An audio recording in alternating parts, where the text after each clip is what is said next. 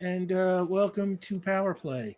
Um, I'm your game master, Rick Bud, and you can see we have 3 out of 4 of our normally present cast. Omar will be joining us theoretically before the show starts, so don't worry about that. But while he's not here, take this opportunity to tell you that these 3 are my favorites. These are my favorites. Don't tell Omar. Nobody. Shh, shh, shh, shh, shh. Omar might have the best hair, but these 3 are my favorites. So, is Sam Remind me to texting never Omar? be absent. Yeah. No. Would you? No. I think you're winning no, at that so far of anybody. I think you're the only one who hasn't Yeah. been yet. Yeah. Right. I think Sam is the only one with perfect attendance so far. It's like, okay. Wow. We'll see. Okay, I'm a little jealous, but also not because I've never had perfect attendance in anything I do, so I'm living up to my own standards. And yet, Yeah, whenever you are here, B, you show up. Yes, thank you. So this is Sam DeLove, our Cadjax Eversinger, B Zelda, our Ulez Galley, Caitlin Bruder, our Benny Beckett, and that vacant square down there will eventually be Omar Najam, our Vion Vigor. And as usual, I want to start off by throwing a special thanks to Jake and Lauren and the mods and everybody over at QueueTimes. We could not do what we do if y'all didn't do what y'all do, and we're super grateful for it. And your subs and your bits help support QueueTimes and keep this platform here available for all the cool stuff that goes on. And there's a lot of cool stuff. So, check out other stuff QueueTime does. And your donations to the tip jar that you see below us there in the corner go to the people you see on the screen and Omar.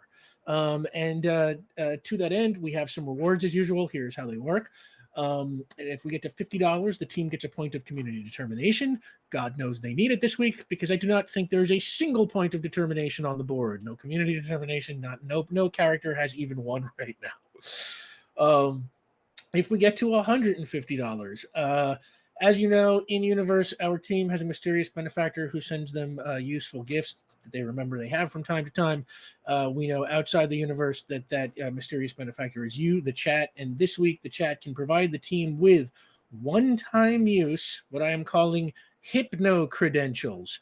Those are my off-brand equivalent of Doctor Who's psychic paper. So essentially it's like it's like a badge with nothing on it, and you show it to somebody and it kind of like hypnotizes them into thinking it is whatever credential they need to see right now to let you get into the thing. The doctor's got one. He uses it all the time, and now our team will be able to have one-time use Hypno Credentials, which are once again very similar to but legally distinct from psychic paper. You have already gotten the team a portable voice. Yeah. Can ours be like in the shape of a business card since we so often have business cards on us? Yes, absolutely. Hypno you. business card is what we will consider that. You've already got the team a portable voice stress analyzer, a one-day gym pass that got everybody a +1 to a physical attribute, a tracer that is good for distance of 8, which is hundreds of miles, and 4 long-range earpiece communicators, which are also good at distance 8. So this time, yes, the Hypno business card for $150. And if we get to $250, the after credits lore drop, a revealing glimpse of some important but previously unseen part of our story or universe. And I know I always say I get excited about these, but I think tonight might be what was for me the most fun lore drop to write. The one I am most looking forward to dropping in a long time. Definitely one of the fun ones. You can always see these tiers in chat with the command unlocks, and if you can't support us by donating, you can help us by liking and commenting on our YouTube videos or sharing our tweets and stuff like that. We really appreciate all that. It's great for the algorithm, I am told. And fan art, y'all have been killing it with the fan art. We are readying new fan art reels. I actually probably should have checked before the show if that is happening tonight. Oh, apparently we have opened up the first goal. Thank you so much, everybody. Team, you have a point of community determination.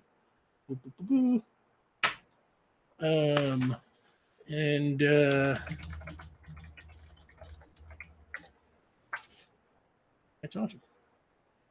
Sorry, doing like 10 things at once here. Okay, back on. So yeah, fan art, y'all have been killing it. We got some amazing stuff, and we are super grateful for all that as always. Also, now you can get Power Play merchandise, t-shirts, stickers with Caitlin's wonderful character art on it, and our Power Play logo by our friend Hector Lowe, available at the QueueTimes Teespring store. And right now, the second wave of Power Play merchandise is available. That's got the updated character art on it, with Benny with the lava arms and new like kind of Doctor Strange Vion and all that stuff, and new Les with the cool armor and all that. So it's like definitely check out that. Jake will put that link into the chat for you. And the game we play here is called Icons. It is published by Ad Infinitum Adventures. It was created by a cool dude named Steve Kenson. You can find him on Twitter at @skenson, and I assure you he is a great follow. The book edition I have is published by Green Ronin. They have been sold out for a long time now, but you can get print to PDF versions, I think, still from Ad Infinitum themselves, or just the regular PDF if that's what you're interested in. And it's a great system. Highly recommend. Ton of fun, and especially good for like little one shots and two parters and stuff like that. Like we kind of hacked it to turn it into like this long ongoing thing, but like really shines and like just like plopping down with a couple of friends and playing like some quickies. So check that out. You can follow the show at PowerPlay RPG on Twitter and Instagram, and PowerPlay is available as a podcast, so you can check that out wherever fine pods are casted. I am being told by Jake we do, in fact, have the updated fan art reel starting tonight, so stick around for the break. And get to see, I mean, just like honestly, it's like putting this thing together just like blows me away, like seeing all these moments that just kind of get frozen in time by all these people with amazing artistic talent, which I can only be envious of. All I can draw is a helicopter. I could draw like a little like stick figure helicopter thing. It's the only thing I know how to do. I learned it from like a how to draw book when I was a kid. It was like the first lesson in the book, and I copied that one, and then I gave up. So it remains for my entire life the only thing I can draw. But I digress. That's the announcements. Time for Power Play.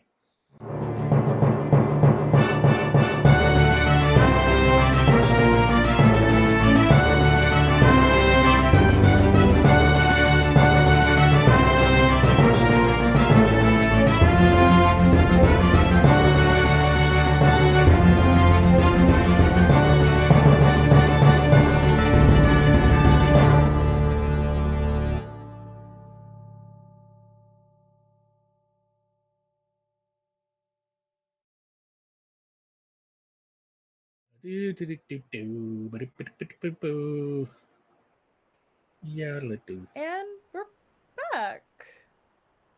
Are we back? Looks like yes. Yeah, I think Oh, okay. muted, so we didn't get the 3, 2, 1s, or that we were clear. So we were trying to be well behaved, but this is more fun. Mhm. I see why people do it. Hello, fourth wall. Hey. Yeah. How's it going? That's what we do when we think the credits are still playing.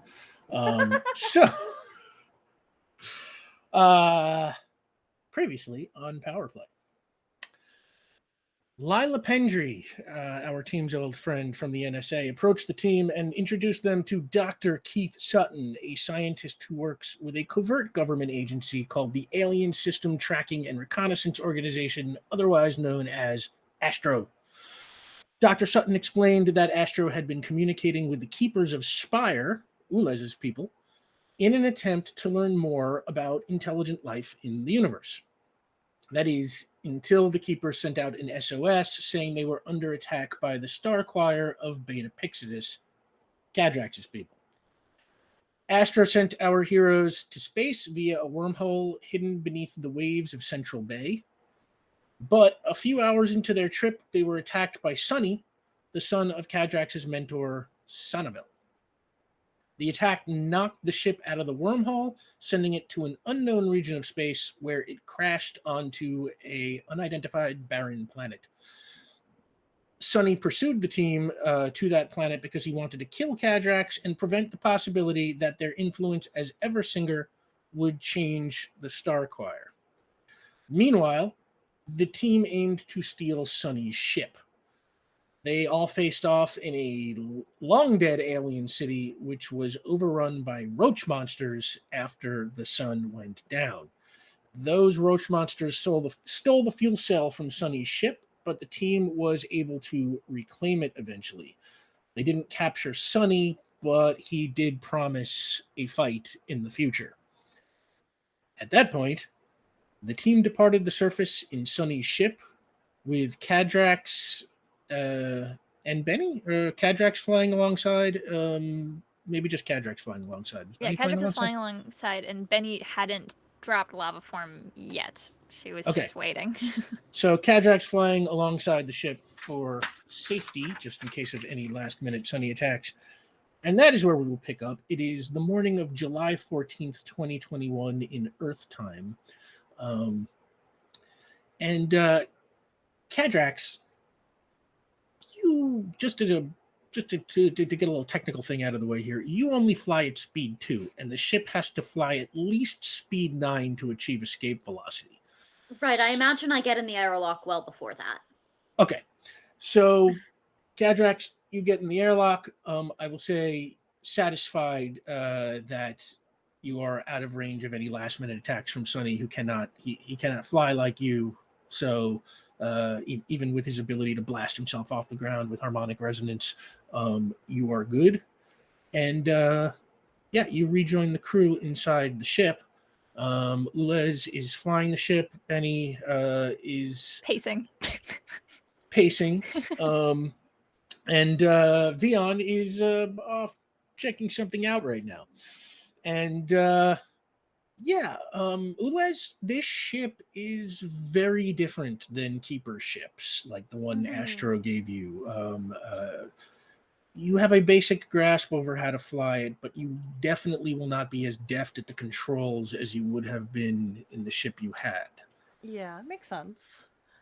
It's not exactly built for myself. Yeah, this is now Starquire technology. Mhm.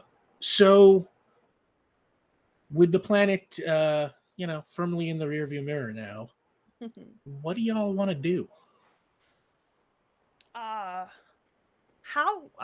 Cadrax, how are you? Are you well?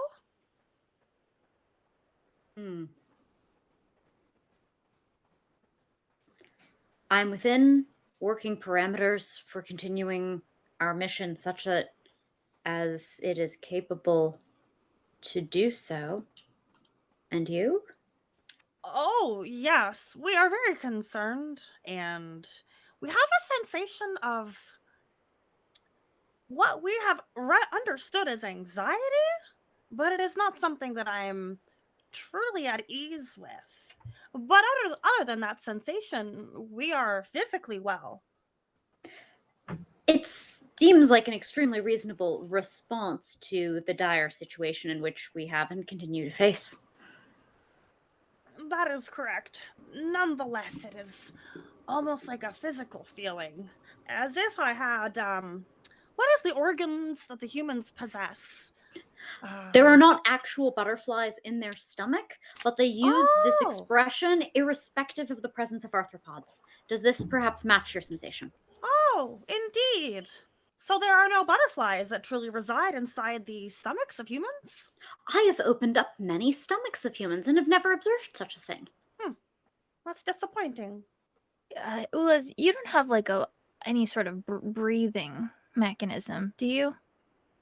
Not in the same sense as humans. It is not oxygen per se that we require, but it is something. But like a process that keepers have that just kind of happens all the time that you maybe have a little bit of a control over. Do you have anything like that? I could analyze some plants. I don't know if we have any. Benny's like, no, we're not gonna have plants in a spaceship. Well, sometimes when humans get the butterfly feeling in a not so great way, sometimes it helps to focus on calming, your whole body a little bit. And one of those things that you can do is, we breathe in all the way, because sometimes when you're nervous, you only breathe in a little bits, and Oh. that might help. I don't think you have if you don't have a breathing mechanism, maybe you can run a systems check on yourself as something to That's focus on. I not don't a know bad if that's how idea. that works. Oh, we could assess some data banks and reintroduce the information that we have about our home planet. It has been so long since we have thought of Spire. That would maybe be good. I hope everyone is going to be okay. Tried not to dwell on it, but we're not well defended. That's why we're gone. Mm-hmm. So where are you flying to right now? The first order of business, and this is actually what Cadrax is doing as Ulez is regulating their autonomic processes and running diagnostics on them, is to get into the secondary seat to take a look purely for stellar cartography, because we could be literally anywhere, and if there's even something that we recognize, that is lovely. It's also a great opportunity to see if there is that metaphorical on-ramp we were talking about. Yes. Is it possible to get back in the tunnel? Can we locate a tunnel? Please, can we get back on the freeway? I never thought I would say this, Rick. What have you done to me? Tell you what, give me an intellect roll for your ability to search through this computer. Okay, 10. We remember our high watermark for intellect rolls. Yeah, this is Starquire technology, and you are Starquire, so you are able to move your way through this computer and find stellar cartography, and yeah, at a 10, I will say you are able to find that Sunny's ship tracked its own path from the exit to the wormhole,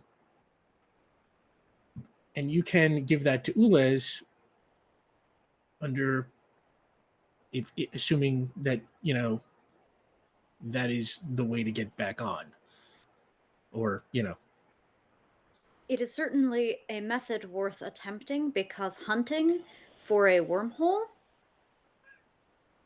lacks metaphor in comparison of scale. Oh, hey. hey. Oh, there they. We found Fion.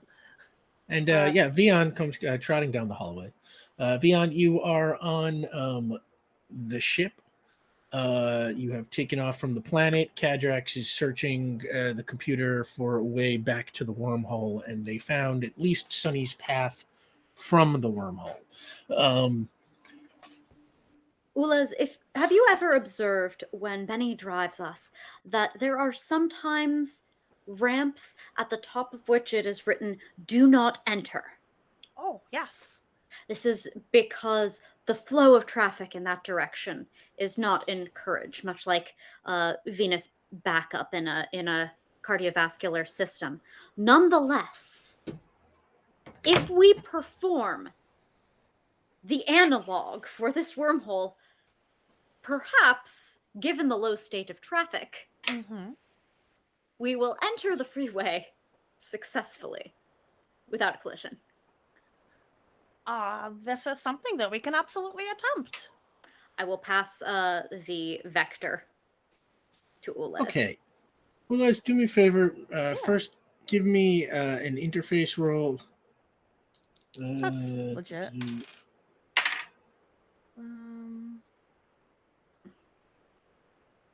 9. Okay. So you follow this path towards the wormhole.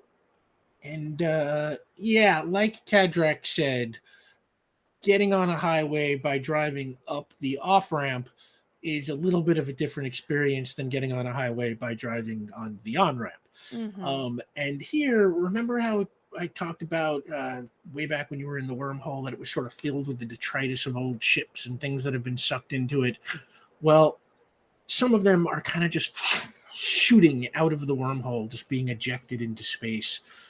random things that have been sucked from random parts of the galaxy. And do me a favor, give me a handling roll. Okay. That is your handling is a test of coordination limited by the vehicle's handling ability. So it's And just your it's a coordination in this 7. case. Okay. Oh no. How's a 7 for you?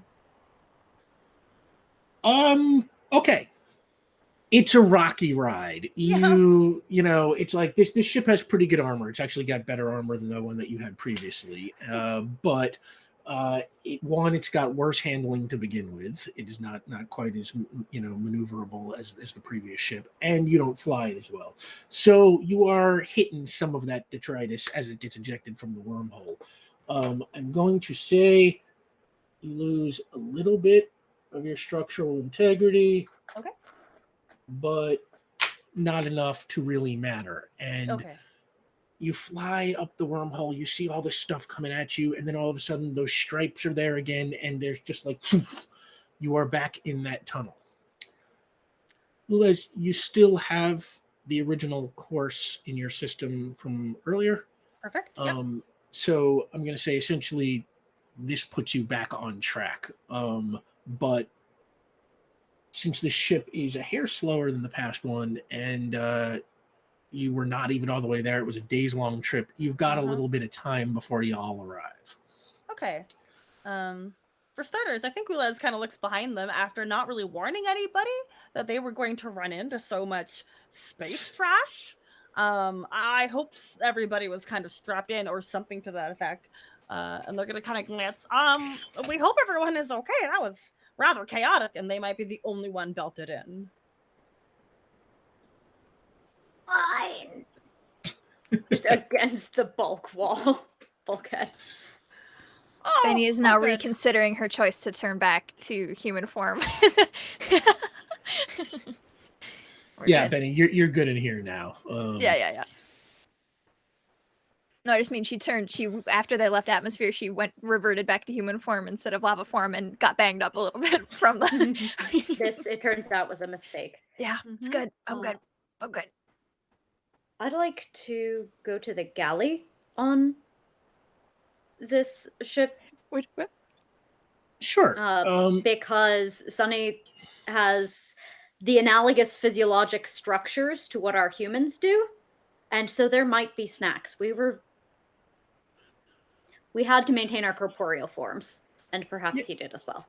Yeah, Kadrax, you know this type of ship fairly well, and like the Astro ship, it's got a bridge, and it's sort of this one has a kind of a Spartan medical bay, as you know.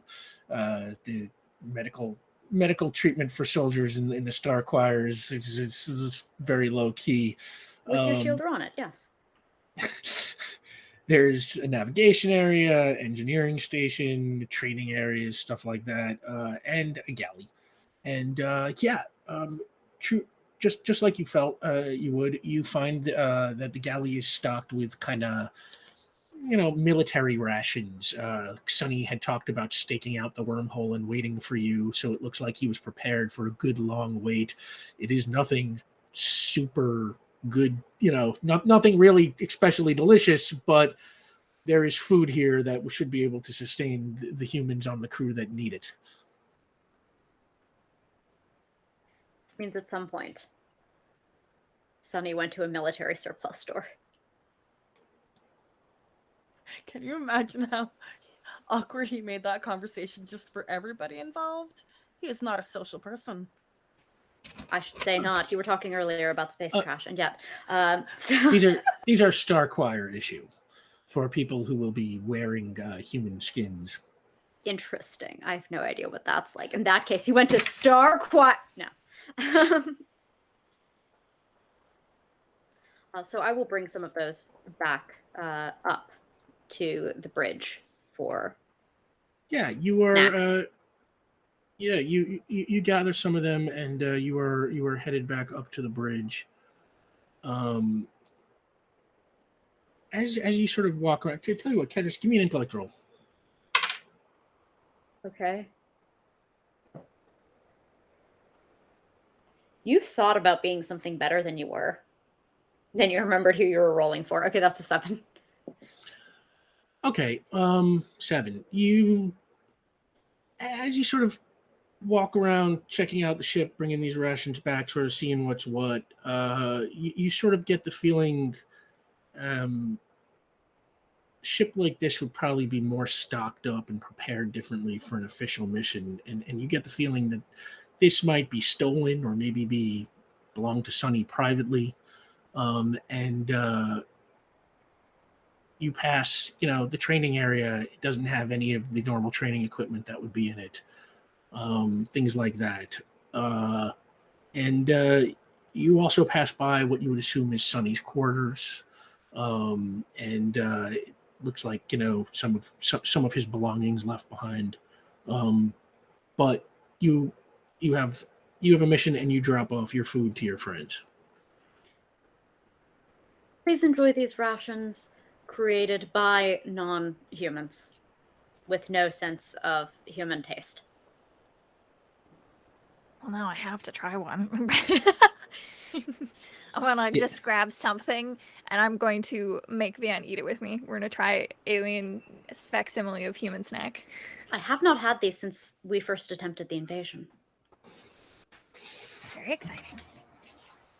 What Yeah, does it taste like, Rick? I want to know. It is like, it's like eating like a plain rice cake, but with even less flavor somehow. But also, like, instead of like kind of crunchy, it's like a little bit thick and chewy. So it's sort of like all the worst aspects of like the worst granola bar you've ever had and a totally flavorless rice cake, just pounded together into one, easy to eat bar. I mean, maybe it'd be okay with like peanut butter, but when something is like, it should be more exciting even if it's bad. yeah. And when it's right down the line of being fine, it's kind of a little disappointing. Yeah. It's kind of, I mean, it's good. All in all, good, right? Edible. Yeah. Barely, but Yeah. Again, think about it with peanut butter or like a Nutella or something. I agree with you, Penny. If it was with something better and tastier, it would taste better. It's like it's like a vessel for other That's things. it. Catrix, is this like very nutritious? This was invented by non-humans with a finite understanding of human physiology. It is baseline optimized, but attempting to eat something like this for long periods of time, one would become, among other things, selenium deficient. Great. So it's not even that good for you. It is I'm a not fairly complaining. minor nutrient in the grand scheme of things that I think speaks to excellent reconnaissance and research prior to an invasion. I'm so sorry. To be clear, in terms of imitating our food, this is 100% accurate. If anything, I think Benny and I are reacting to our own culture, if that makes sense. This tastes like expensive grocery store food. And I think that's sort of what we're... I believe this was modeled off of your British cuisine. Vion spits it out. And I'm not sure if that's like because of he's laughing or because of what you just said. I mean, it definitely resembles aspects of food. Yeah. So, I mean, nailed it. Yeah. So what does everybody want to do while you got some traveling time? What about the British who conquered the world for spices and then didn't use any of them? That's right. So yeah, you've got some time now. What does everyone want to do?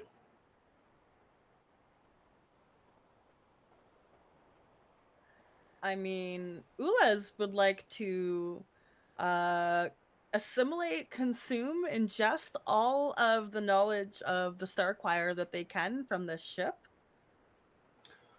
Okay. Do me a favor. Weaknesses, any data, any history. Make an intellect roll. Yes. Fuck yes. Think I would have this memorized. That becomes 6 and 6 is 12. I know how to count. 12. Okay. you're doing that investigation. Benny, what are you doing? Wait, hold on. 14 if I had investigation. Oh, yeah, okay. 14. Can I just add that in that case, Universe's best detective? Yes! It'll go on the door. Yes. Benny, what are you up to? Nothing about this situation has anything that Benny can be even remotely useful for. So I think she's just like strapped in, hanging out, like waiting to be given a task. And until then, she just will hang out until someone has something that she can help with. Sure. And we'll count this all as like rest time for anybody who wants it. So you can all have, your max stamina back. Vion, what are you up to? That depends. What's Cadrax up to? Cadrax will go leave the bridge probably when they see Ulez start to research Starquire history, because there's the version where you're over someone's shoulder, and there's the version where you let someone process that history without having someone from that right behind you. And I think Cadrax course. is ashamed and avoidant. So they are going back under, and they are going to look through the training area, see if maybe we didn't see Sunny's weapon on him, the one he killed me with. So I want to see if maybe that's on the ship. So I'll look in the training area and in his quarters for those. So that's where Cadrax will be in general.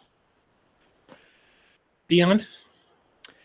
In that case, I mean, the vibe in general is like pretty chill, so I don't think anything too intense has to happen. But Vion will get up, walk past Benny, and kind of turn and go like, and like point to like one of like the windows or just like views outside or anything. Just be like, if you see like a little like gremlin on the wing, let us know. I walk out. Is that a thing I'm supposed to? Vion, is that a thing I'm supposed to be worried about? He's gone. God damn it! She watches out the window. I love that you think that Vion would know. Like, Benny in this moment feels completely and entirely out of her depth, and she's surrounded by people who have been chill the whole time. So in like her subconscious mind, everyone knows better than her right now. So like, yeah. There's a lot of fake it till you make it coming off Vion Vigor right now. Oh, fully. always. And I'm gonna make my way down to where Cadrax is. Okay. Tell you what, both of you give me investigation rolls. Or at least Cadrax, Vion, if you are joining Cadrax in their search. Oh, Max die 12. Oh. Okay.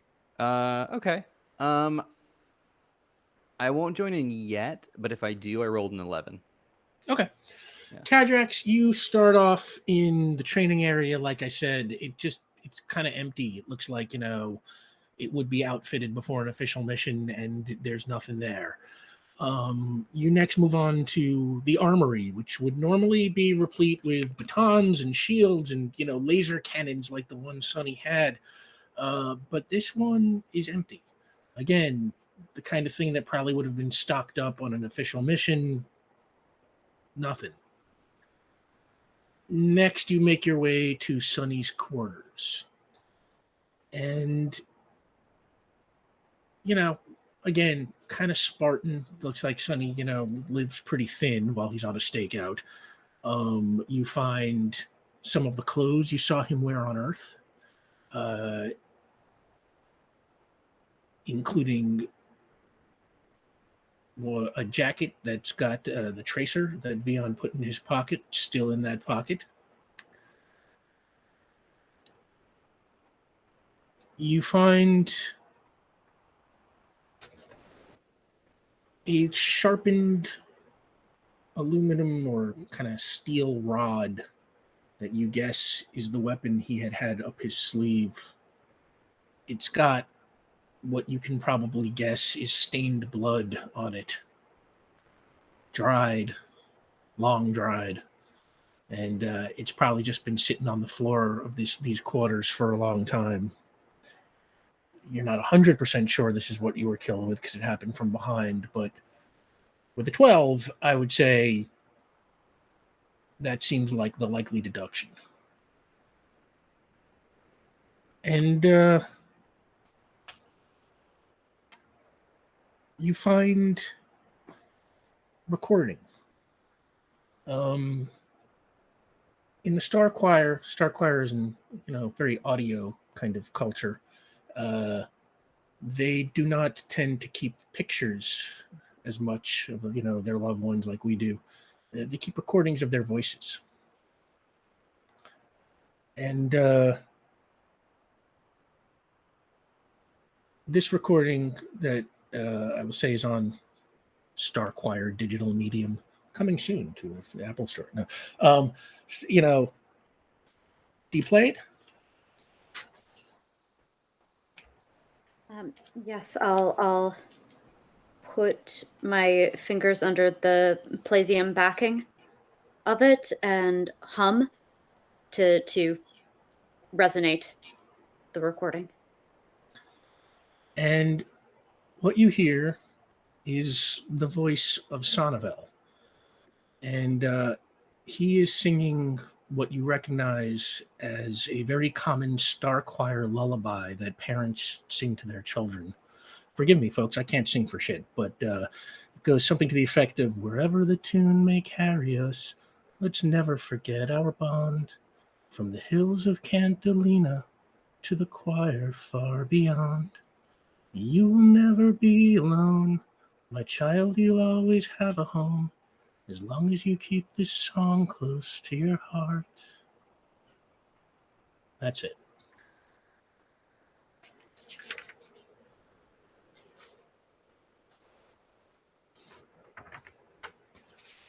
I didn't see you there. Didn't mean to intrude. You are not. There are no authority figures here nor points out of bounds on this ship. Emotional boundaries? And Vion kind of like leans up against like a wall. I don't understand. Do you want some alone time is I guess what I'm asking. I'm glad for your presence, Vion Vigor.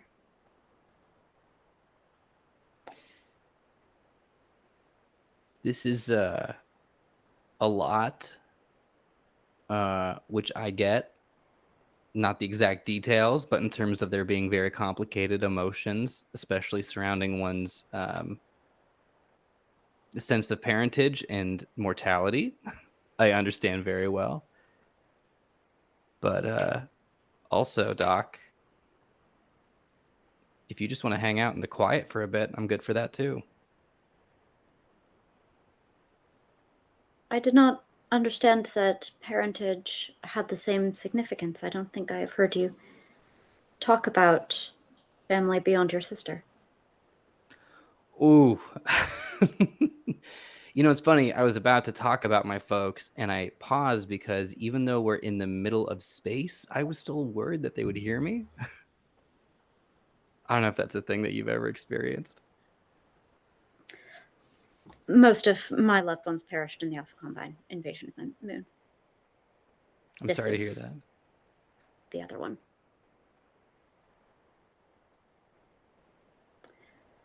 Which is to say that I do not know that fear very specifically, nor could I mechanistically imagine it happening unless they too possess magic. Are they highly surveillant in temperament? They are Indian. So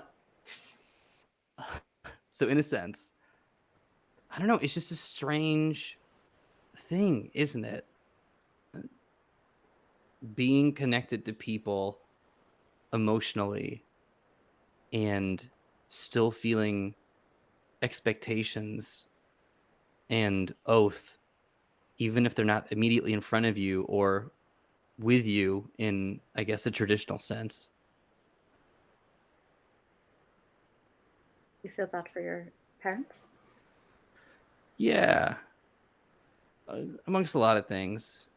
It's odd. I don't know. I feel like I kind of stuffed all that stuff in the back of my head. I'm kind of working through maybe some other authority figure stuff that has more to do with the immediate, and I phase and unphase. But just in general, it's an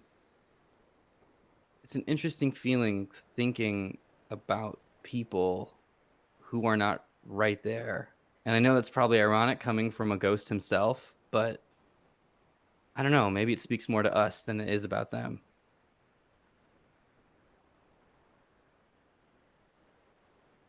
We have a saying that the choir beyond is too busy resonating to stir gossip among themselves. That was, of course, before more active interest was taken. But yes, perhaps these things are more about us and how we feel.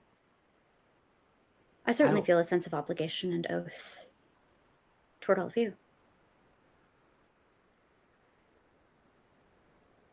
When we talked at the lake house, I was saying that it wasn't really my choice, and I kind of made like a big issue about that. And We're extremely talked angry, about- yes. yeah, but I think I was just upset. And it's interesting because now that I've got so much removed and I'm so far from everything that's familiar, and you take away everything else, and I'm kind of just looking at what I've got left. You're right. It is the dedication to the people around you, even if they're not physically there. But could appear at any time, like your parents. Yeah. Oh, yeah. Trust me. The college years were very tough in that regard. But there is something Yes. about, I don't know, there's something about making people proud. I feel like we kind of just never shake that.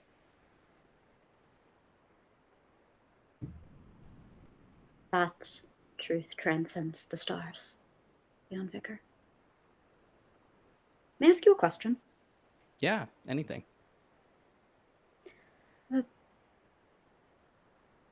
You speak of Vion Vigar's parents. Mm-hmm. Yet at the lake, you told me you are not Vion Vigar. Why then are you so relieved that you need not feel guilt because you believe he was murdered? I was told by a individual that I have not seen in quite some time that the life I was living was behind me, and that I was given a new, I guess I'll use the word life, but that's not really kind of what it is. And that was tough for me because it was my fault.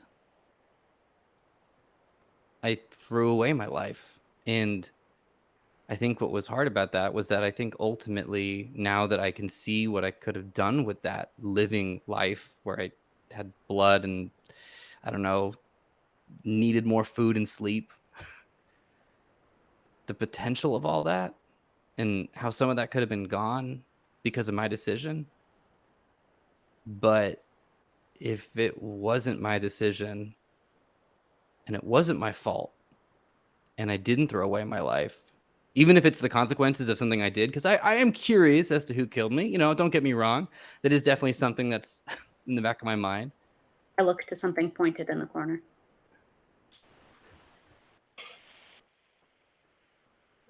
It's still my life then that I didn't throw away. And these are things that I still have to deal with, like family and stuff like that. Because at the end of the day, you and I have one thing in common above everything else. People have failed to kill us. They've just made us figure out a different way to adapt. But they failed. And I'm Vion, and you're Cadrax, and we're on a spaceship, flying around, just hanging out, being buds.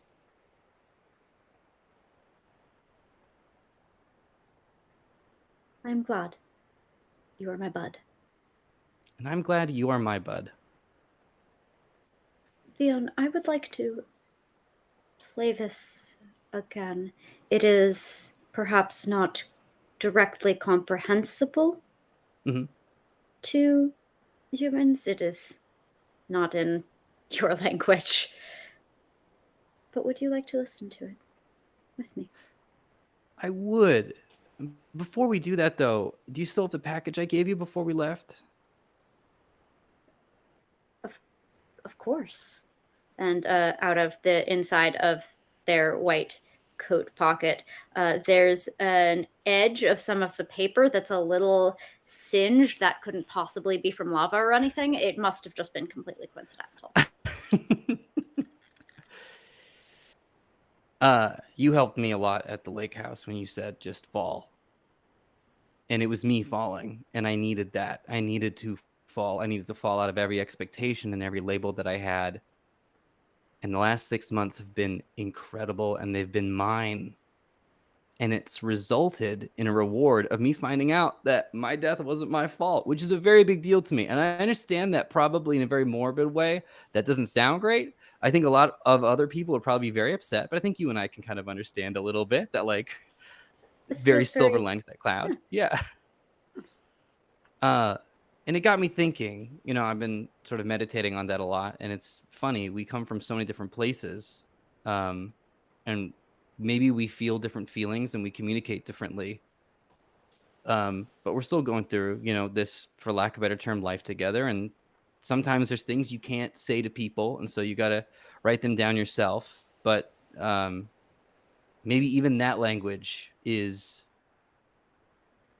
You know what? I'll say this as a writer. Language like gender is colonial bullshit. So sometimes you need another way to jot down your thoughts and your feelings and maybe even share them with somebody else. And I kind of gesture to the package. I open it, pause, look at it. Is this a It's a- gender?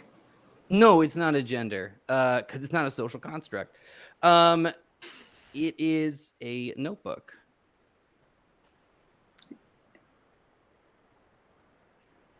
Notebook. Go ahead and open it. And you see that there's not lined paper for writing words. It's music, empty staff lines. Sam just had the biggest flashback to college oral skills in the whole wide. I can see it.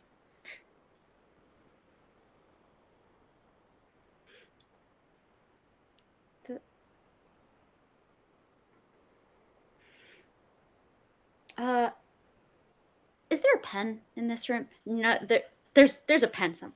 If I'm in the room, there is definitely a pen. I promise you that. There is going to be a Pilot G2 10 at any given time. So I would hand that over. Not to be specific. So I take it, or no, I think what probably happens is I look back at you, and probably some anticipation. I'll make let's see. I'll make a treble clef. Cadrax isn't that musically literate yet. They're not that fancy. Hold the lullaby in one hand, hold the pen in the other, and start to transcribe it. Yeah, that's just amazing. And yeah, as the two of you do that, the trip goes on, and eventually, Ula's Galley, your system alerts you that. And I will say, you have spent the night. There's not a ton about the Star Choir just in general on this ship because it is sort of a stripped down military vessel that's not prepared for any missions or anything. But you have learned a lot about the Star Choir's engineering as far as how their ships are built, what they're good at, what they're not good at, where their weaknesses are, things like that. And as you, if you want later on, when you want to draw on that knowledge, you just let me know and I'll tell you what you found that's appropriate to any given situation. Thank you. And then your system alerts you that you are coming towards the off-ramp that you were looking for in the first place. Ulez, do me a favor. Give me a handling roll. That's a Alright. coordination roll for you. That's better. 10. Oh, okay. And yeah, you kind of guide the ship into one of those stripes on the wall, just like before. It kind of looks like you're about to smash into, this physically real thing, but you just pass right through it. It's it's not even really there, and come out into space, and immediately, these constellations. This territory. This is home for you. Yeah. And Spire appears on your sensors. However, a whole bunch of other things appear on your sensors too. Because Spire is surrounded Oh no. by Star Choir ships. Like the whole planet's surrounded? Let's say it's a pretty good sized invasion force that has staked a perimeter around the planet to the extent such a thing is possible. Oh my goodness. Where are the rest of you? Bridge. Benny's been on the bridge probably most of the time. Okay. I would have headed up, I suppose, after we started to exit. Fair enough. Cadrax, same. Okay. Yeah. So first, let me tell you, you look on screen. There's kind of like Trek. There's a big screen that shows you what you need to see, and the planet itself is in orbit around an enormous big blue sun, and the planet itself is pretty large. From space, you can see oceans and mountains, and when you look very closely at it, you can see these sort of bright multicolored dots scattered around the surface, like somebody bedazzled the whole planet or something. Ulez, you know that those little dots are cities. Yes. And then an alert sounds.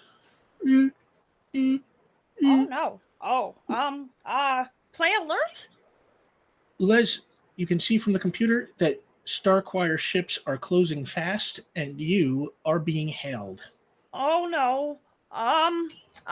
Tim? How, we are being hailed by the Star Choir and, I don't know what to do. Well, I mean, we're on a Starquire ship. As long as they don't have issues with Sunny. Cadrix, do you think you can talk to them? Sooner or later, we must find out our status with the choir. It appears it is sooner. Okay. Accepting hailing call.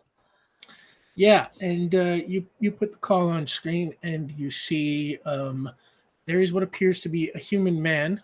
If I had to cast him, I would say he is Michael B. Jordan. And he says, "This is Commander Blair of the Coral Marines.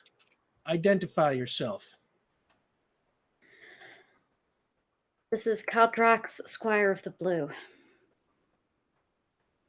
The Blue. The Knights of the Blue. Yes, sir. I was under the impression that the Knights of the Blue perished on Earth. What are you doing here, Squire? I am the last surviving. I got off of the planet. Do the conductors know of this?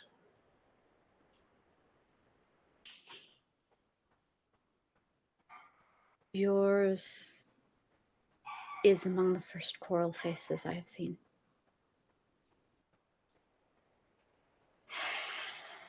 And he kind of thinks about this for a second.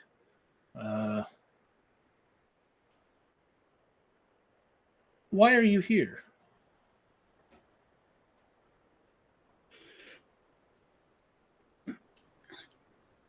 Cataracts, I like to think, and maybe you can make a complex task roll. Because this conversation is choral in nature, they have a second track effectively functioning as a translator. Like they're kind of multi-phasing their voice, like throat singers. So there's one process that's having this conversation, but another fairly quiet one that's putting it into English for the humans and for Ulez. I will let you just have that for now.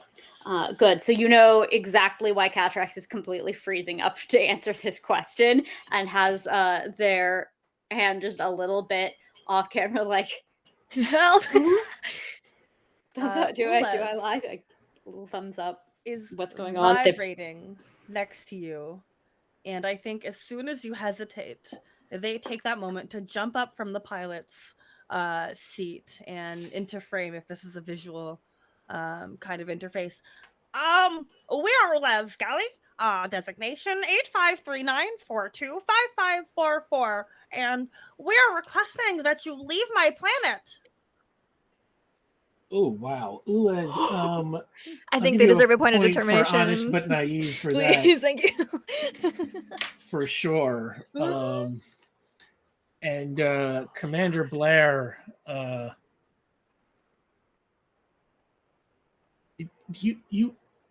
do you have a keeper with you on that ship? Is that a prisoner? What? Explain yourself, Cadrax. This is my ally, Ulez Gali, who has introduced themselves to you. Your ally. Make a willpower roll, Cadrax. Good. I'm wonderful at this. Commander Blair sheet here. Remember, the number looks low. It looks low every time because even the max die is not an impressive number. But 7 total means 4 on the die, and that's better than average. Commander Blair says, ally. This is a matter that you are going to have to take up with the conductors. Frankly, I'm going to have to call this in. What have you done with my people? Nothing yet, but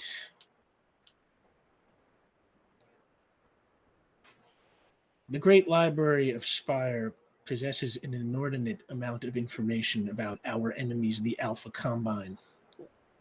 Information that we could use to eliminate the threat they pose from the universe once and for all.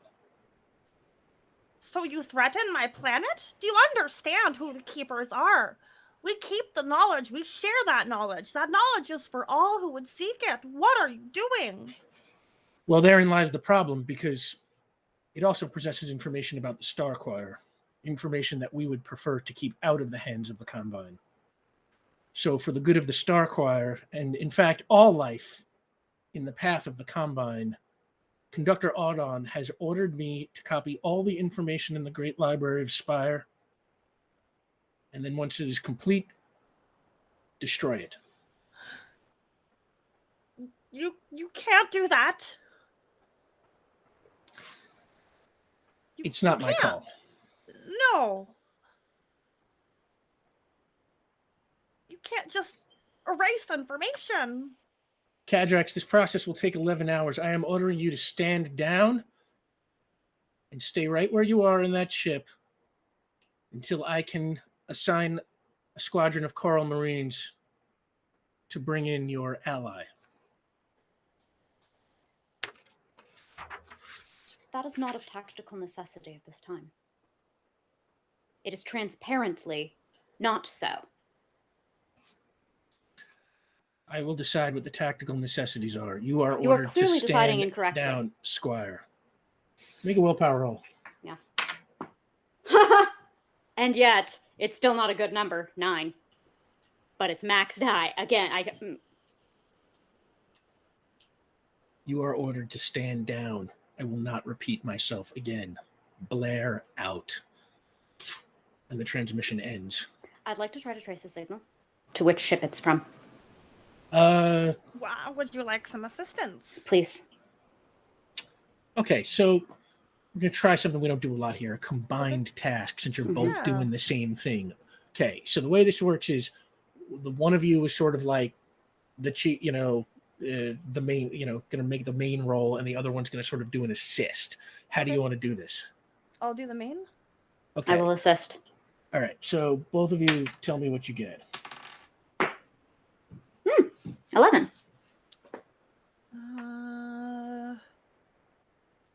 Can I add investigation? This is sort of, a scientific, technological kind of task. You're not really like investigating, like looking for clues and putting things together. So I'm going to say no, but what do you get? 10. 10. Okay, so with Kadrax's success, that gets you an extra 1 point. So that's an 11. Okay. I'm going to say that you are able to trace the transmission to a cluster of command ships that are much larger. It's like, figure there are like 3 of them. Most of these ships are, the TIE fighters of this army. And there's like 3, Star Destroyer type big ones. Mhm. And you can tell that this is coming from one of those ships. Okay. We need to jam their signals before they can give any such order. Is there something that can generate disruptive signal that we could use as an effective electronic countermeasure, comparable to the humans' satellites, perhaps?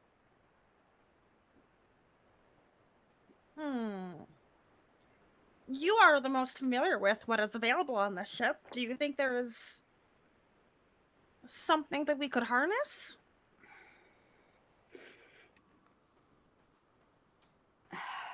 Not without using the cords to make contact, which would be an instantly aggressive gesture. Naturally, we will not allow the Great Library of Spire to be destroyed. So at some point, our requirements will come into conflict with that of the commander. If they haven't destroyed anything yet, if they're just in some sort of holding formation, are they still gathering the Alphabet Combine information? Is there 11 hours? Mm-hmm. Okay. Can we start like a little time clock? Timer? thing? Yeah, I was gonna say everyone has a timer. Yep. Okay. I can't believe we're gonna have an 11th hour. Oh, hey! I just heard an episode title happen in real time. I finally got one. Yay! So, okay. What's the best way to stop them? Do they need to be down there to get the information, Ulas? Yes, they do. They must access the library on foot. Is the information from getting the Alphabet Combine information more important to them than destroying the Starquire information? Because if we can hold that information, if we can keep that information planet side, that might give us more time. Rick, where are we right now in terms of orbital positioning vis-a-vis the planet and the ships? You said they were surrounded. Like, are we on an outer orbit? Are we on an inner? Like, so you're on are we the sandwiched? outside of the ships at this point, like as if Ulas, was flying towards the planet, Alright. saw the ships and kind of stopped before they pulled into like the midst of them, but Very not far. Then we are not very far away, and it seems like the only option is to run the blockade. So we should do so expeditiously. Mm-hmm. How do you Ulas. Oh, never mind. Oh, sorry. What were you gonna say? I was just gonna ask, hey Doc, how do you all communicate? Like, what do you use? Like electricity? Yes, it's an between electromagnetic ships? phenomenon. That you can see that we are not grappled. Yeah. Okay. Hey, listen. I'm far away from home, but what if I gave you the ability to control electricity? Would that do anything? Oh. I mean, like we can like hack into a thing to jam the signal. I don't know exactly how that works with spaceships, but I mean, if it's run off of electronic signals between 2 ships or multiple ships or whatever. Because this is a ship of similar design, is there some kind of connectivity between the two? There's networked connectivity, but anything truly effective, well, that I could do typically would be by way of the cords. Can we drift just a little off station keeping? I'd like to just kind of, knock cat the control a little bit. Yeah. Just to get vector. Yeah, Jamming Ulas, on I will say that individual- you are starting to notice some of the ships from the main cluster are like I said originally, there were some ships streaming towards you in your direction. Some of those are now sort of starting to spread out kind of around your position. Oh, okay. They're going to try to grapple inward if we do not comply. We must move quickly. We need to get planet side, right? Yes. So wait, Omar, are you doing this electricity thing? Do you need to make a roll here? Well, if it's something you'd be interested in, Doc. May I suggest perhaps that if our plan is to get to the planet as quickly as possible, we'll have to kind of push our way through. Perhaps if there is a way that I could route all of our power to our shields and we just, how the humans say, gun it. Heck yeah. We have options. Yes. Benny is most trained at being a power source. I could operate weapons if they try to grapple us. Ulez will pilot. Correct. What are your grapples made of? Plasium. Is that a metal? It is, and Hold up shield. I'm trying to remember how strong the buckler is off the top of my head. I think we've The talked buckler about is The buckler level is 7. 7, but it's kind of like, imagine different steel alloys have different properties. What you have for a weapons grade shield is not going to necessarily be the same. Maybe there's more chromium, That's fair. which is to say, Greg has wiggle room. I mean, I've already entered atmosphere of a planet on the outside of a ship once. Do we want a precautionary? I don't know. I mean, if it's plasium, I know I could probably melt plasium. You could at least damage it, but it would also expose you to potential damage from Coral Voice. Well, then I'll just have to do my best to take it, huh?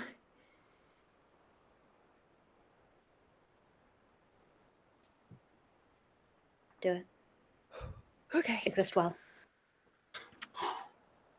Okay, so just so I'm clear here, you are going to put all power to the shields essentially and just try and run We're going to run the blockade. blockade. We're going to run it now. We're going to run it before we're surrounded. Yep. I'm going to hang out in the airlock. I'm not going to get out unless it's necessary, but I'm going to hang on the airlock. And if we get grappled, I'm going to lava on and jump out. All right. Your armor was 6, but because of some of the debris that you took going into the wormhole, your structural integrity is essentially down to 5 now. Okay. Ulez, you ready to do this? Yeah. Okay, give me a coordination roll for your handling. Oh, goodness. Oh. What's my coordination? Ugh. Okay, I got an 8. However, oh, goodness. You have 1 point of community determination, 1 point of your own determination. I'm going to use my own. Okay. By the way, folks, if we get to $150, the team gets a hypnotic business card, are essentially our similar to Doctor Who's psychic paper, but legally distinct. Which, if they had right now, they could just flash at Commander Blair and get right by. But Quick question, Rick, if we get that, do we get it like immediately? Like, did we find it in Sunny's ship? Yeah, we will say like all gifts, your mysterious benefactor has a way of getting it to you on the spot. Okay, great. And then in that case, a follow-up. Thank you for letting us giving us that plan. We appreciate it. Can't buy it yourself, Omar. Hey, all right. Or we use it to get into the library once we inevitably bust this blockade, destroy another ship. It's 1 ship per planet. It really It's is. sort of what we're broadly going for. Good theme. Yeah, remind me never to lend this team a spaceship. Okay. So, Ulez, what did you get on your handling? 8, but I'm going to use my point of determination with I'm learning because gosh darn am I ever learning how to run this ship, and running it into the ground is what I've learned. So that's a 10. All right, 10. Benny, you are on lookout in the airlock, ready to go. Are either of you two doing anything? be on Cadrax, or are you just kind of holding on for dear life? I've got I want the mag boots on because that was the only reason I stayed on the ship last time. So Okay, we'll say you still have those. Mag. Oh You yeah. you never said you took them off, so yeah, that's fair. If I went out into space, I would just float away. Benny, what are you gonna do if like we're getting attacked? My best. I love it. Well, theoretically, Cadric said that their main form of attack is these grapple hooks, in which they, push their voice through to damage the ship. Mm-hmm. And if that's what I'm dealing with, I know that's, yeah. And I mean, I got shot a bunch yesterday, and I'm fine. So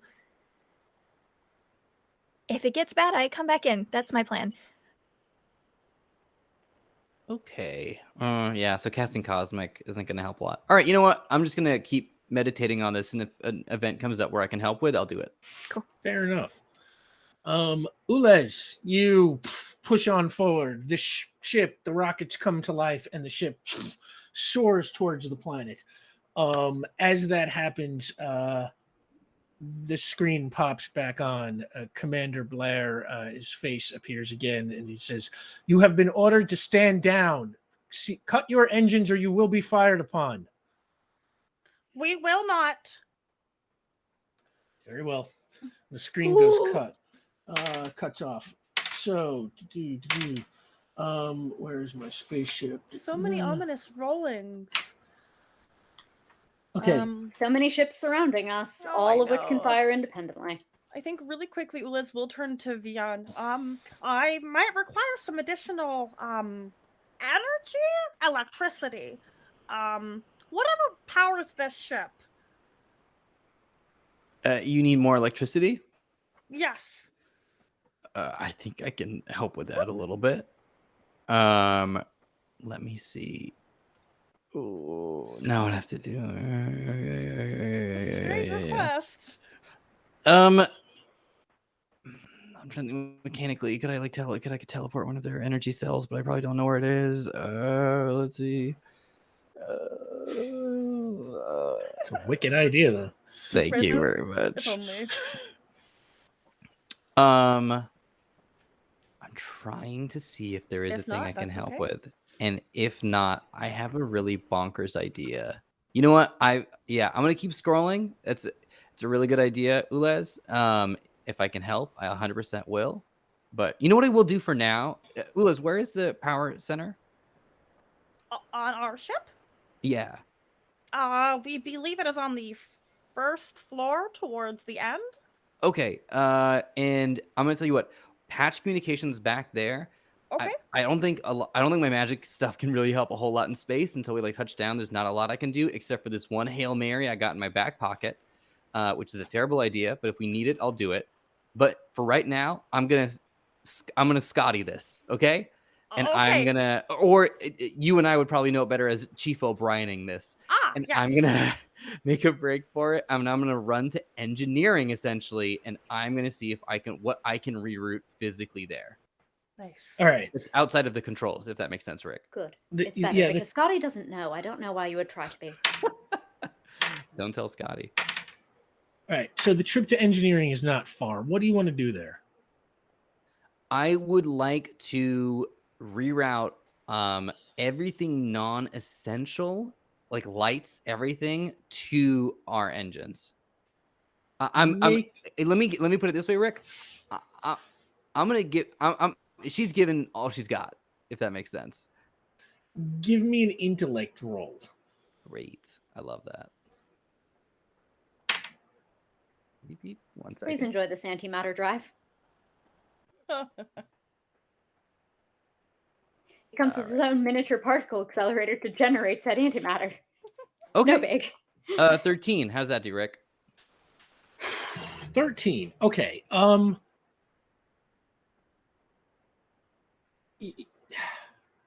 You're a smart guy, but figuring Thank you. out, Oh. the engineering of an alien spacecraft that you have no familiarity with is pretty tough. Yeah, but Ulez is using comms to tell me, and Ulez downloaded the controls of the ship. Okay. Ulez is I can instructing talk me. him through I'm it. just there to be like hitting the stuff. Sparks are gonna spray or whatever. I'm just gonna be connecting pipes and things like that. And I'm Ulas doing rolled that a kind of 14 engineering. on the understanding stuff check, right? Yeah. Okay. Yep. So, okay. The ship soars through the crowd of other ships. The ships that were surrounding you slowly start to come to life and come after you. You pass a couple of ships along the way, and one of them fires its vocal cord at you and misses. And another one fires its vocal cord and misses. Fired and I missed. Then I fired and I fired and I missed. I missed both times. Okay. And a third one fires its vocal cord. And the cord weakly attaches to the hull. I'm out. But- I'm out. I'm out the gate. Well, what I'm going to say is, okay, you're out the gate. You go outside to try and what are you going to do? Well, Shilavazan gets out of the ship, and she's just gonna go towards it, wherever it's attached. She's gonna head towards the. Yeah, this is kind of like, like a harpoon in a whale. It's just like Yeah. a big tether that's I don't know, leads to a ship that is on your tail now, and the ship is kind of flying, at the same pace you are, so that it doesn't get dragged by its own cable, and you've probably got seconds to act here before a blast of harmonic resonance is coming through that cable. Yeah, she's gonna. What is fucking it you try want to do? I'm gonna try to melt it.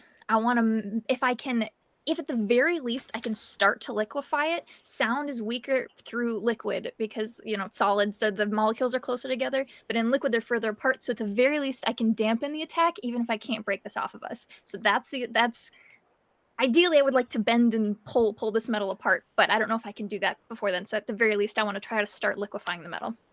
Okay, give me Oh my god. an aura roll. Yes. Okay. Let's see. Hey friends, can I use the point of determination? Yes. Okay.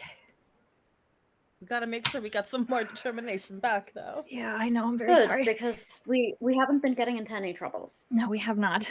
Us nah. Here we go. That's only 12. Okay, so you got a 12. And Mhm. Vion, you got a 13. And Ulez, you had gotten a 14 on your understanding the ship roll, right? Correct. Kadrax, you want to do something? I see your hand is raised. Sorry. I'm just miming because I've got my hand on the bulkhead again, so that I can try to reflect the attack if it comes through. This was something that came up in thinking about how rare it is to fight choir to choir, Kadrax, but any grapple is going to go both ways. give me a harmonic resonance, like a complex task roll. Sure. 12. Okay. I'm going to use another mechanic we don't use a lot here, called the pyramid test. Pyramid test is when the whole team kind of works together by doing different things.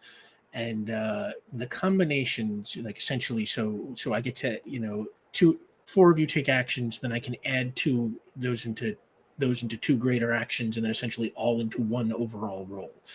So that vocal cord hits the side of the ship and makes a weak attachment. Benny, you start melting it, and the plasium is very strong. This is like the vibranium of our universe, and it starts to melt, Okay. but it's not going super fast.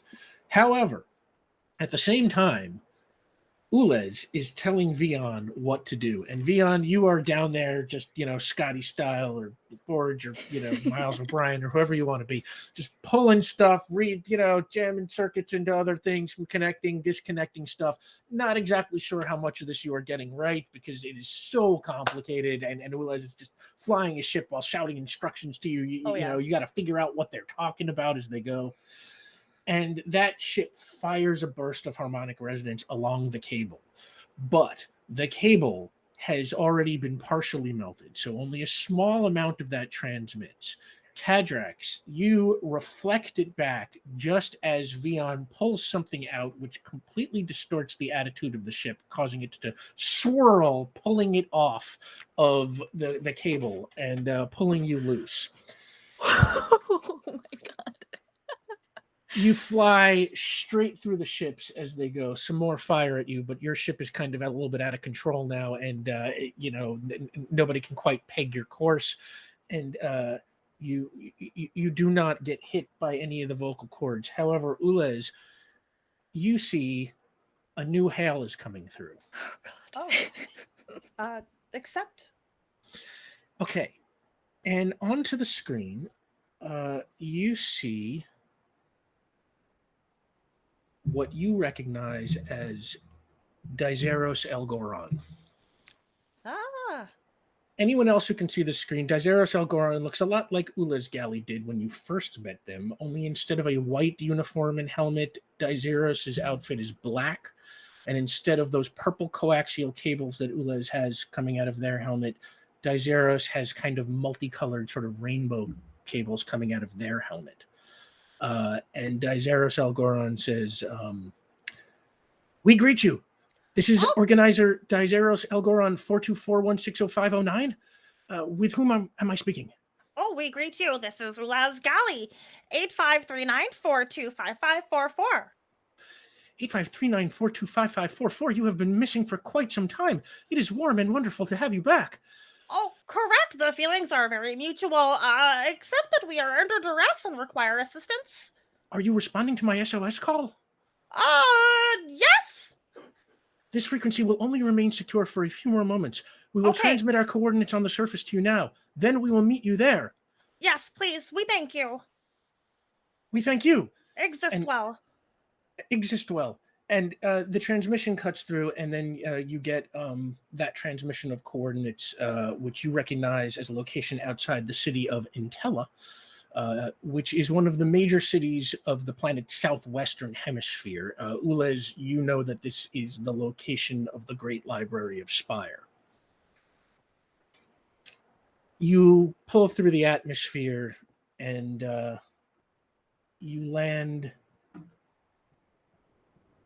Do you want like a landing roll? How smooth is this landing gonna be? You know what? Given that Vion has pulled apart the things, the mechanisms that control the attitude, yeah, I think that would actually be pretty good. Give me a handling roll. Handling, okay. So that's coordination. A member of our party has pulled apart a mechanism and it gives us attitude is a excellent 3.5 season summary. So that's a 6 total. Ooh. You come through the atmosphere, and the three of you can see, as you come down through the sky, Intella is kind of gorgeous. It's this huge city built in a kind of retro future architectural style. There are groups of kind of pastel colored skyscrapers that are all vaguely shaped like the Space Needle in Seattle, kind of. And you fly around the outskirts of the city, kind of like pulling yourself in a circle around it to get to this coordinates. And you see that the coordinates are taking you to a forest of incredibly tall trees with thick kind of swirls of purple leaves at the top, kind of look like truffula trees maybe. And the ship comes down and just you all kind of feel the bump. It is not a crash landing, but it's not super smooth, and it coasts through these trees, kind of doing some damage to the trees, taking on vines pulling across the wings, things like that. Nobody's hurt. The ship is maybe a little bit damaged. It's not totaled. It's again not a crash, just not a super smooth landing. And then the ship finally comes to a stop. Oh, we made it. Welcome home. Is everyone? Are we all okay? Benny, Benny, are you well? A little windswept, but I'm good. I think Benny's got like the magma that's kind of like pushed back a little bit, and she kind of like reforms back into a humanoid. You're still shape. outside, Benny, right? Mm-hmm. She was. I was. Okay. On top, so theoretically. You see this guy who kind of looks like Ulez Galley again, but sort of black armor with like rainbow coaxial cables, kind of walk on up towards the outside of the ship, and with him Benny. there are like this small group of other keepers, maybe 9 or 10, and they all kind of vaguely look like Ulez, but they have their own, you can discern maybe 7 or 8 different color schemes amongst them, and they all kind of gather at the door of the ship, and the three of you inside hear like a knocking. Penny, yeah. I was gonna say she kind of like I think lifts herself back up and gets human shaped again and kind of like watches them, like kind of steps to the edge as she kind of watches them all come up, and I think if anyone looks up, she's just kind of like, we greet you. Hi. And like 3 or 4 of them all look up and in unison are like, we greet you. And then We have visitors. I say it to my friends inside. Oh, good. I will open up the airlock. yeah, and you open the airlock and open the door, and there is Dizeros Elgoron 4241605009, and he says, "We meet you." And you know what? On that, we'll pick up right there after a 10-minute break. This is great. So yeah, we'll be back in 10. We are still trying to unlock the mysterious benefactor gift. We appreciate anything that anybody can help support with, and we'll see you in 10 minutes. Thank you so much. Oh yeah, enjoy the new fan art yes, reel. Oh my god, yes, there's yes, so yes, much yes. great stuff in this. We got some of the old stuff. It's all mixed together. It's kind of cool.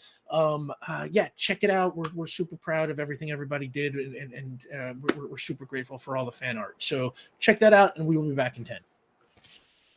And we are back. I see while we were gone, thanks to some incredibly generous donations from people like Brian Wright, stuff like that, our good friend from Twitter over there. We have unlocked the Hypno Credentials, which again are legally distinct from Doctor Who's psychic paper. So come at me, BBC. No, don't come at me. But I get why there's an intellectual property issue, because like psychic paper would trade marks. no, oh Wow. god. Wow. And here we are, stream over. Yeah, I guess we can't fire Sam midstream. So all right, I guess we're Benny's stopped job. Oh god. All right, I'm just cutting this off right now. So thank you so much, everybody, for incredibly generous donations. I will say that you find a square of a hypnotic business card in somewhere in Sunny's belongings, and you have that now. It was planted long ago by your mysterious benefactor, who has incredible foresight. Broke into Sunny's ship on Earth, planted it in that same pocket that the tracer was in, and there it was for you, waiting now. Can we say that we picked the tracer up, by the way, just for the purpose of having Oh, declared please. it? Thank you. Oh, you're taking back the original tracer? We want Yes. to. Okay, so we will uncross that out on your inventory after the game, but I believe the original tracer was like a distance of 2 or something. I wanna No, say 3. distance of 3, something like that. Somebody Mhm. can probably look that up Blocks. on the public. Yeah, there's the public. Yeah, just look at when I was murdered. benefactor list. And if we get to $250, what I think might be the most fun lore drop we've ever done. For me, I don't know, your mileage may vary, but so you come out of the ship, or the ship door opens, and Dizeros Elgoron is there, and he says, "We meet you. Please come, our friends." Oh, yes. Vion, Cadrax. Yeah. This is Dizeros Algoron. We would just call them Dizeros, though. Dizeros is very appropriate. I am one of the organizers. As Ulez may have told you, keepers are divided up into gatherers who go out into the universe and collect information, like Ulez here, and organizers like me, who synthesize that information into higher orders of knowledge. There are 4 basic types of gatherers. The inorganic, who study patterns that operate at the molecular level, like physics and chemistry. The biological, who study patterns that constitute living things, like plants and animals. The social, who study patterns that arise through the interactions of the biological patterns. and the intellectual who study more abstract, higher order patterns like science and philosophy. And he points around at his companions as he's explaining this. The inorganic gatherers are L4 undulatum and Canis tridacta. Biological gatherers include Lutra malculus and Eulus galli. Social gatherers include Rhonolincillus and Ursi arcturus. And intellectual gatherers include Nulex facava and Esmolatricome. All organizers are Dizeros algoron, much like all horticultural gatherers. Like all horticultural gatherers are Ulas galli. You know, we hadn't actually told them that. It's can often be a little overwhelming, all of that information, and we hadn't quite figured out how to present it yet. But that was very well done. Well, I get very excited to teach people new things. Yes. As an organizer, the presentation of knowledge is my principal preoccupation. Although today I have a different preoccupation. Should we walk and talk? Well, we should stay under the trees. These trees, they will block the Starquire scanning technology from finding us. But once we leave this cover, they are certain to ascertain our presence. Multi-purpose trees. Okay. We have been figuring out what our course of action is. As we speak, a team of Rhonolincillus are pleading with the Starquire to allow the continued existence of our people and planet. We believe if we can justify our utility, they will be dissuaded from violent action against us. However, this group has a different mission. And he starts whispering, although you don't know why, because there's nobody else there. But the Starquire is busy copying the data in the Great Library. However, the library is quite great, so it will certainly take them at least several more hours to do so. What they do not know is that there is a real-time duplicate of the data in the library. See, all information gatherers transmit to us comes in keeper code, which is a series of high-pitched vibrations that are sent to a hub here at the Great Library. All of those signals in keeper code pass through a central hub which records that code before passing it on to the mainframe where it is, so to speak, unpacked. The contents of the whole library exist on that hub in keeper code. So we must get it, or all the work the keepers have done for millennia will be lost to the choir. Okay, that's simple enough. Yes. We'll gather however, the song of your people. Yes, please. Yes, that is an excellent way to put it. Dezeros, if we may interrupt so briefly, we have brought some allies. I have brought some allies. Yes, please, give me your information that I may organize it. Oh, well, this is Benny Beckett. They are from Earth. They are fiery hot, incredibly so that we do not want to touch them. Yeah, sorry about that. We greet you, Benny Beckett. We greet you. Thank you for having us. Sorry it's Thank you. under these circumstances. Thank you for coming with our Ules Galley. Yes, and then we have Vion Vigor, also from Earth, but a human who has passed, but still exists. Very friendly and a lot of passions, many that can be shared too. Oh, thank you very Fascinating. much. We greet you, Vion Vigor. We greet are you. Quite fascinating. You have passed? Yeah. I mean, not too dissimilarly, I suppose, from the folks here in a way. Different parts, same soul. Keepers can live on in many ways. It is quite an honor to meet you, Vion Vigor. And you as well. Thank you. And then finally we have Cadrax Eversinger. They are of the species of our current enemy forces, but they are amongst my best allies. They have sworn to protect me, and they will do their best to help us. They are very brave and sometimes very scary. And he kind of looks puzzled for a moment, and he says, I recognize the term Eversinger. Oh, it might be some data that you've received before. It had never been anything that I have heard of, but apparently it comes from their histories. It's a mythological concept belonging to the Starquire, Yes. concerning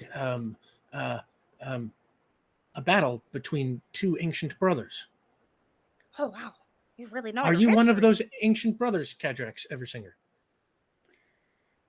No, I'm the one they sing of at the end of the song, the one who will rise again. We greet you. And I want to use my voice to multiply it out to the number of keepers who are here. And all of them sort of turn in unison and at the exact same time go, "We greet you!" And Daizeros says, do you not stand with your people? I stand with what is right. That is most interesting. I would appreciate the opportunity to interview and gather information at some point in the future when we are all safe. I would be happy to so provide and learn of Ula's allies in turn. Indeed, at a more auspicious time. Shall we follow you? Well, we should probably get going, and we must act fast. The hub is located at the top floor of the Great Library. So if the Starkire destroys the library, the hub will be destroyed with it. I will go with you. My team will stay back here to guard your ship. Oh, that is very kind. We thank you. And you see the team kind of begins to outfit the ship with like these little like technological, kind of baubles, these little, circles. None of you recognize what they are. Ules, you might recognize this as, native keeper technology. And when enough of them are on the hull, one of the keepers, let's say... Is it like an L4? Because I don't mess with them. Is it a what? An L4? An L4? Yeah, physics. Oh, what I was going to say is, let's say a Nulex Fakava presses a couple of buttons on a remote control, and sort of like a distortion field forms around your ship, and like Cool. kind of Predator style. It's now disguised in the jungle. And Nulex Fakava turns to you and says, "I enjoy science. Sorry, we enjoy science." Oh, Nulax, that was very impressive. Yes, this is new technology, or updated technology, but very effective. We will hide behind the trees while you are gone. Okay, please be safe and exist well. Exist well, Ules Galley. Exist well, all of you. And Nulex goes behind a tree. And Question for Ules and or possibly any other keeper. The atmosphere on this beautiful purpley planet of yours is human friendly? Oh. and Because I'm still lava, and I'm assuming everyone else is in spacesuits if they needed to be. and Daizero says human friendly. Analyzing. Our atmosphere does have a high level of oxygen content sufficient to keep a human being alive. However, your flames might not burn quite as bright as normal, as our atmosphere is not quite as rich in oxygen as that of Earth. Well, I was on fire in a vacuum earlier today, so I'm hoping that Fascinating. it'll still be okay. I would like the opportunity to interview you at some point in the future when we are all safe. Happy to give my time. Exist well, Benny Beckett. Exist well. So he points towards the city and he says, the Great Library is on this side of the city, just to the side of the city center. The Star Choir has locked down most of the city, but keepers are still allowed to move around through the streets. What do you think our best plan would be? If we flew in.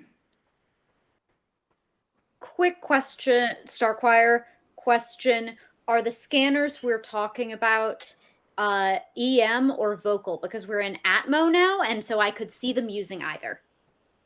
But that affects what kind of tools we should use for stealth. It's the Star Choir. Let's say that they're vocal. Okay. Then Daizera says, I could possibly outfit you with keeper uniforms if you think that that stealth approach is correct. However, the Star Choir has been very scrutinous of keepers in the streets, so that could possibly attract more attention than we are looking to attract. Strategy in this sense is not my my strong suit, as the keepers do not often find themselves in situations like this. What do you all think? Hmm. Should we try to avoid them altogether, or do we want to costume up? If we do fly, I can attempt to use my voice to shield us from sonar. Hmm. Wave cancellation principle. Oh. That could be a very good option. It would not affect any ocular stealth, but it would keep us silent from their instrumentation and our greatest instinct in reconnaissance and investigation. I can do that little sky plate again. Oh, yes. That was Oh yeah. brilliant. The little Star Wars X-wing cardboard sky plate. Oh my God! Look at how fast that square of sky is going. I think this is the first moment that Cadrax has an instinct and looks up. Ulas, what does the sky look like? Oh gosh. So if blue reflects on how does water work? How does the color of water work? Our sun is blue. It is big and It's blue. the particle interaction, basically.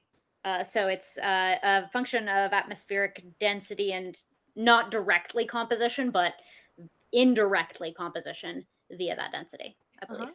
Okay, so the sky is purple. It's a really pretty like hue that kind of melts into a pink. Gosh, above head, other than the tops of all like the little skyscrapers, probably birds. Lots of like weird scaly birds. None of our birds have feathers. They're all scaly. Scaly Hell yeah. birds. Mhm. Stay I'd say dinosaurs. Yep. some golden clouds.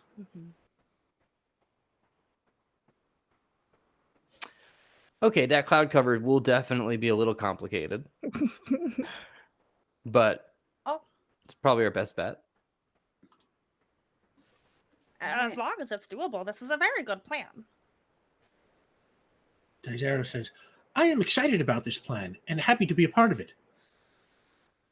This is going to be excellent. You're going to have so many memories. I am excited to be adventuring with you, Ulas Gali. I Oh, cannot wait to hear the tales of your exploits out in the universe. we have a lot to transmit. So what do you want to do? Yeah, let's take to the skies. Great. And I'll cast image. Okay, are you casting this with big magic or little magic? For this one, I'll go big magic, just because I don't want to sit around for a page. Okay, your big magic is level 5 and affects others. So give me, you're rolling image, right? Yeah, but I'm rolling to turn it on, right? First you just got to roll to turn it on. You're turning it on at level 5? I mean, this is pretty easy, and I want to make sure we do it. I'll cast it at level 3. Sure. Right. Oh, so turn it on is actually 8 plus roll. So let's see what we get here. 13 again. Yeah. Okay. You easily turn it on at level 3. Yeah. And then this is going to be 5 plus roll. Alora. 7, but I'm casting it at level 3. Images are like illusions, but sensory projections rather than mental hallucinations. They affect machines like cameras, ignore mental resistance, but lack the ability to choose who perceives the illusions that they don't exist solely in the subject's mind. Okay. Perfect. So you got it. What did you say you got? A 7, but I'm casting it at level 3. 7, but you're only casting it at level 3. Okay. That is a moderate success. So you cast the illusion. It is the kind of thing where at a moderate success, it is not necessarily seamless. If somebody's paying incredibly close attention to the sky for some reason, there is a chance you could be spotted, or that, the distortion of your illusion scooting along the sky could be spotted. But for the most part, you are covered. How does the flying work? If I'm able to breathe, I will drop lava form. So I can fly everyone. Mhm. Okay. So you're taking 1, 2, 3, 4, 5 passengers. 4 passengers, sorry. Total of 5 people. Daenerys is coming with you, right? Oh, I can't. I don't think I can bring that many people, y'all. What's your I think I max? top out. I think my max is the 3 of us. That's Okay. off the top of my noggin, but Okay. I can cast flight on myself. Give me I won't this be will good be at little it. magic. Yeah. So this is 8+ roll to turn it on. It's 10 to turn it on. All right, I got a 1. So Mhm. you got to wait around for a page, and I'll say while you are waiting around, let's say Ursi Arctitis sort of wanders over to you. This is kind of a red keeper with a kind of golden coaxial cable, and says, "Do you know any card games you could teach me?" Is that to me? Sure. He's just looking in the general direction of the group, but Oh, okay. Card games? card games. I am fascinated by cards, and they hold up a deck of playing cards which do not look anything like Earth cards. There are many more of them, and they're Or like all hexagonal different or something. shades. Yeah, like, Can I see those? Is that all right? and they hand them to you. Wow. And how about the one behind your ear? And I want to do like that really simple trick and just pop it. I have no cards behind my ear. How do you explain this? Make a coordination roll. Okay. It's been so long since we've seen that, like, be on this sleight of hand for. Yeah, right, yeah. So I'm adding my +1 for that. So this is 4 plus roll. That's going to be a 9. And Ursi Arctitis is just sort of like, we are astounded. Are you some kind of mage or magic user, Vion Vigor? Yeah. Actually, yes. Your magic is most powerful and impressive. I have seen or heard very little like it in my travels. I can teach you. And they start like feeling around behind their ears. Yes, I would most like the chance to interview when we are all safe. Great.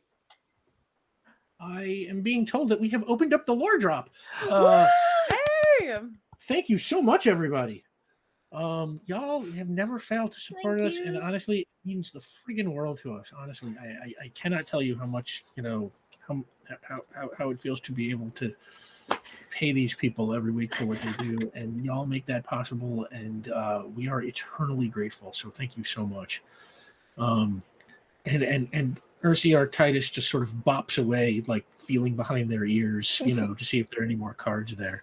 And I do by want the to say for the record, just like I think earlier while we were talking to the organizer Daenerys, I think Benny has a moment where she's just like has like the realization that like, oh, we're on Ulez's homeworld right now, and like while we were all like looking up at the sky and like the organizer wanting to talk to us about like get some information from us afterwards, and I think Benny has like a realization that like there's a chance that Ulez might not want to come back to Earth with us, that they might want to stay here. And I think she kind of like sits with that, like she's not gonna try to she's not gonna say anything about it, whatever, but I think she has like a that like kind of like stomach drop moment of like, oh, like we could, like there's a chance that we could be having to say goodbye to one of our friends at the end of this. And I think she has to like I think she kind of has to like grapple with that for a little bit. And I don't even see anything out of it, but I think she just has like a quiet moment with that realization while card tricks and things are happening. Oh, Caitlin, bring in the sad. Oh. I made myself sad thinking about it. I was like, oh, I can't think Benny's thinking about this too, actually. To tell you the truth, the keepers are kind of like so cool. It's like, who wouldn't want to live on a planet full of Right. English galleys? But Yeah. okay. Your flight spell is now ready. Great. But a bit of bad news. Rolled an O die, Ah! and I got a 2. What does your Oh. die mean? It's an unpredictable one. Who knows? Unstable. So that means he activates a spell different than the one he intended to activate. Okay, here's how we're gonna do this. Oh my goodness. Vion, you No. feel yourself coursing with healing energy. If you had any cuts, scrapes, bruises, loss of stamina in any sense, you are healed back to full, but you were basically okay. So I heard you say helium energy, and I was like, "What does Mhm. that mean?" helium Here energy, we go, you baby. Let's float up. get some balloons. It's a different way of playing. Element control helium. Well, I could always teleport to the Great Library. I've been there many a time. May I attempt to lift you? I'll say to Gaizeros. Because I used to make a strength check. So can I just make the old strength check that I used to make to also carry Gaizeros? Because that's separate from the extra of passengers. That makes Yeah, sense. absolutely. And I'm swole and Gaizeros small. Ula is, if I recall correctly, your casing is like some kind of level 2 or 3 I think plastic it or was something, literally level 2. Let me double check. like originally. Um, I'm pretty sure it was 2. Yeah, we'll just go with that. I'm gonna keep clicking around. Yeah, because we said it was like plastic, which is level 2. So it's like Gaizeros is just like you, only has Oh, not been yeah. upgraded with armor and stuff. So it's going to be level 2 that you're trying to lift, Cadrax. Okay. Give me a strength roll. So Oh, yeah, 9. and I rolled a 1. So yeah, you just if you want to pretend to make it look hard, so that Gaizeros doesn't feel so light, you are welcome to do that.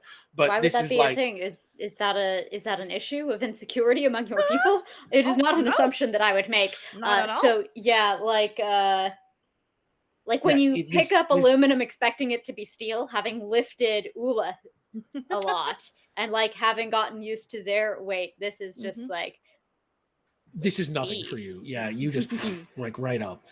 And the 5 of you are airbound, and you leave the tree cover and start flying with Vion's image protecting you from the ground. Do you need a complex task roll for my wave cancellation stealth? I very much do. 13. Okay, that is going to keep you protected for a while. Cadrax, you are releasing, let's say, periodic voice pulses, or a constant It's vibration. like a hum. yeah, that'll kinda sort of negates that vary sort in of pitch scan. a little bit. Yeah. And as you fly towards the city, you see, like I said, those buildings, pastel-colored skyscrapers, and so on. And as you get over the city, you see that the streets are virtually empty of keepers. You do see the occasional one sort of scurrying down the street. But the majority of the presence there is the Star Choir. And most of them, for reasons that you cannot understand, Cadrax, are in human form. A few of them are in their natural form, which the rest of you are seeing for the first time. It's sort of a bright, very somewhat beautiful array of glowing fractal shapes. The array can sort of shift forms, is not necessarily humanoid, though it can be. From the distance, that's about what you can see. Cadrax, this is, of course, old news to you. Right, they look like people, not like. Oh, sorry. Right, to you, that's Yeah, what it's people all are right. supposed to look like. Yeah. Now it's unclear. You don't know if they've been notified about your presence in the area or anything, but Cadrax, you can recognize even from this high up that they definitely seem to be on some kind of alert. The city is astounding.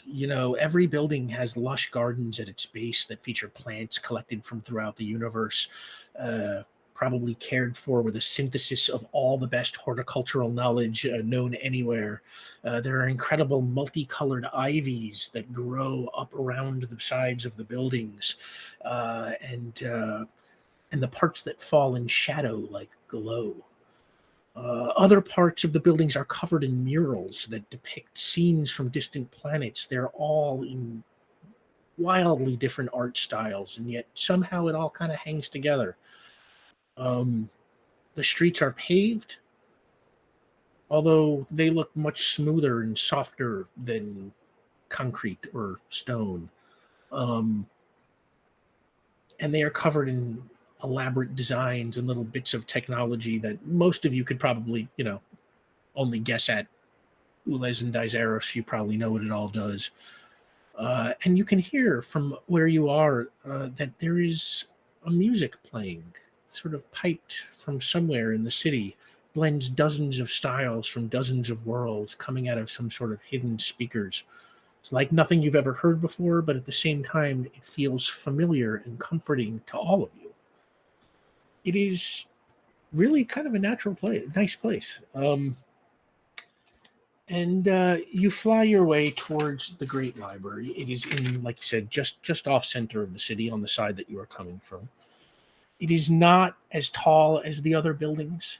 It's only about 10 stories, and it is of a completely different architectural style. It kind of looks like a tall, upside-down screw swirls around its body, that reach all the way up to the top. It seems much older than most of the other buildings in the city. Ules, you know this for a fact. The rest of you probably would guess. It almost looks like the rest of the city was built around this building. What do you want to do? What is the spire made of? That I cannot answer. Dizeros, are you familiar with that? We've never truly studied that. Dizeros says the spire is the only building in the city made from oberite. It is a rare mineral that used to be abundant on our planet. However, it has been purposed for construction projects for millennia now, and is not commonly found. Oh, that's really cool. So we have to find a access point that we won't be discovered. I've never had to sneak into the Great Library before. Usually the front doors have always been sufficient. Is there any kind of like window openings to the outer, to the air on higher levels? You don't see anything like that. It all seems to be one unbroken solid piece, like it looks like a screw that was carved out of stone or something like that. If there's a way in from the outside, you can't see it. A screw. Can we land and can I try to phase through it? You can try. I highly doubt I'll be able to, but why not, One way to find out. So where do you want to land? Like When on spire. Up higher, probably. Yeah. Higher in the spire, yes. Higher in the spire? Oh God. That's Okay. far above the guards, the gatekeepers. Mm-hmm. It's our album name. Higher in the spire. Mm-hmm. I like it. Of that name, I'll never tire. Wow. I'll the play the situation's liar. dire. Yeah. Okay. Enough. So let's say you land on one of those, screw-like ridges towards the top. And Dizeros sort of like, ooh, I have never flown in this fashion before. We have never flown in this fashion before. It's quite exhilarating. Oh, it truly is. I must say we've been flying for quite some time now, so I'm quite comfortable with it. Can I just say this city is amazing. This is only the second planet I've been to aside from Earth, and this one beats out the previous one by so much. You should see Luminos, the city that Ulez hails from. Oh, great. Well, we should do that after we, stop the invasion. I look that forward would to be giving so you a nice. tour of Luminos when we are safe. Heck yeah. That sounds great. I would like to, as I'm like talking, I'm gonna, just be a little utilitarian, I suppose, and try to phase through. Okay, your phasing is at level 4. Yeah. You do not seem to be able to get through this. Well, Liz, do you think you could teleport us? Oh, absolutely. Great. Well, I know that it sucks some energy out of you, but the thing is, I have healing turned on, Oh yeah. so you That's can take true. some of my HP if you need to. Oh, very cool. I have been working on my teleporting though, so I should be good to teleport without reducing any of my internal energies. Oh, what? Okay, great. Well, never mind then. Okay. Minor Yes. changes, baby. Ooh, yeah. Ulez, you have to be able to picture where you're going, but you have been to the Great Library before. That being said, your die still applies. So you can probably, I don't think we've established a limit on how many people you can take at once. No, it could Used be to the like limit was sort of controlled by, the fact that you lost stamina from it. Yeah. So why don't you give me a roll and we'll say that, everybody kind of puts their hand on your shoulder and this roll is going to be to take everyone. Oh gosh. If that's what you all want to do, this is Think up so. to you. The only other tool I have is to blast through this oberite, and that seems impolite. Same. Yeah.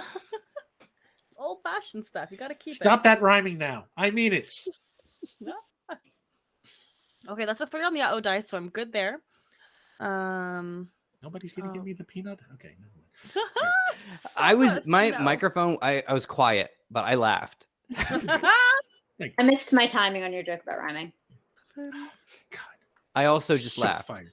Because you came up with the cool vocal cords thing, we're gonna overlook this transgression. But Only okay, what'd you get? You got a 3 on the die, so you're good That's there. okay. 7 total. 7 total. Okay. Yeah. And Gonna be a little whack. you all, and there's that familiar green crackle that comes with the Darnell teleporter, and on the inside you appear on the other side of this wall, say about 3/4 of the way up the the height of the tower, and you are alone on what is on the inside sort of, I would say it's like a large circular staircase. It's actually a ramp that goes kind of all the way up. It's sort of like the one on the outside, like the screw, but just now internal.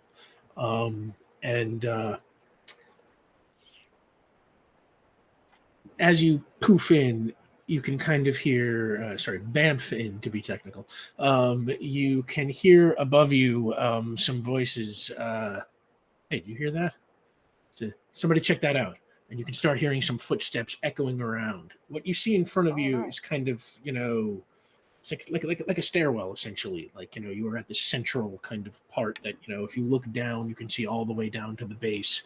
In fact, tell you what, everybody give me intellect rolls. Oh god. Any Was that voice storage in choral or keeper, by the way? Good question. I'm sorry? Was that voice in choral or keeper? Coral. Cool. Cadrax, you understood it.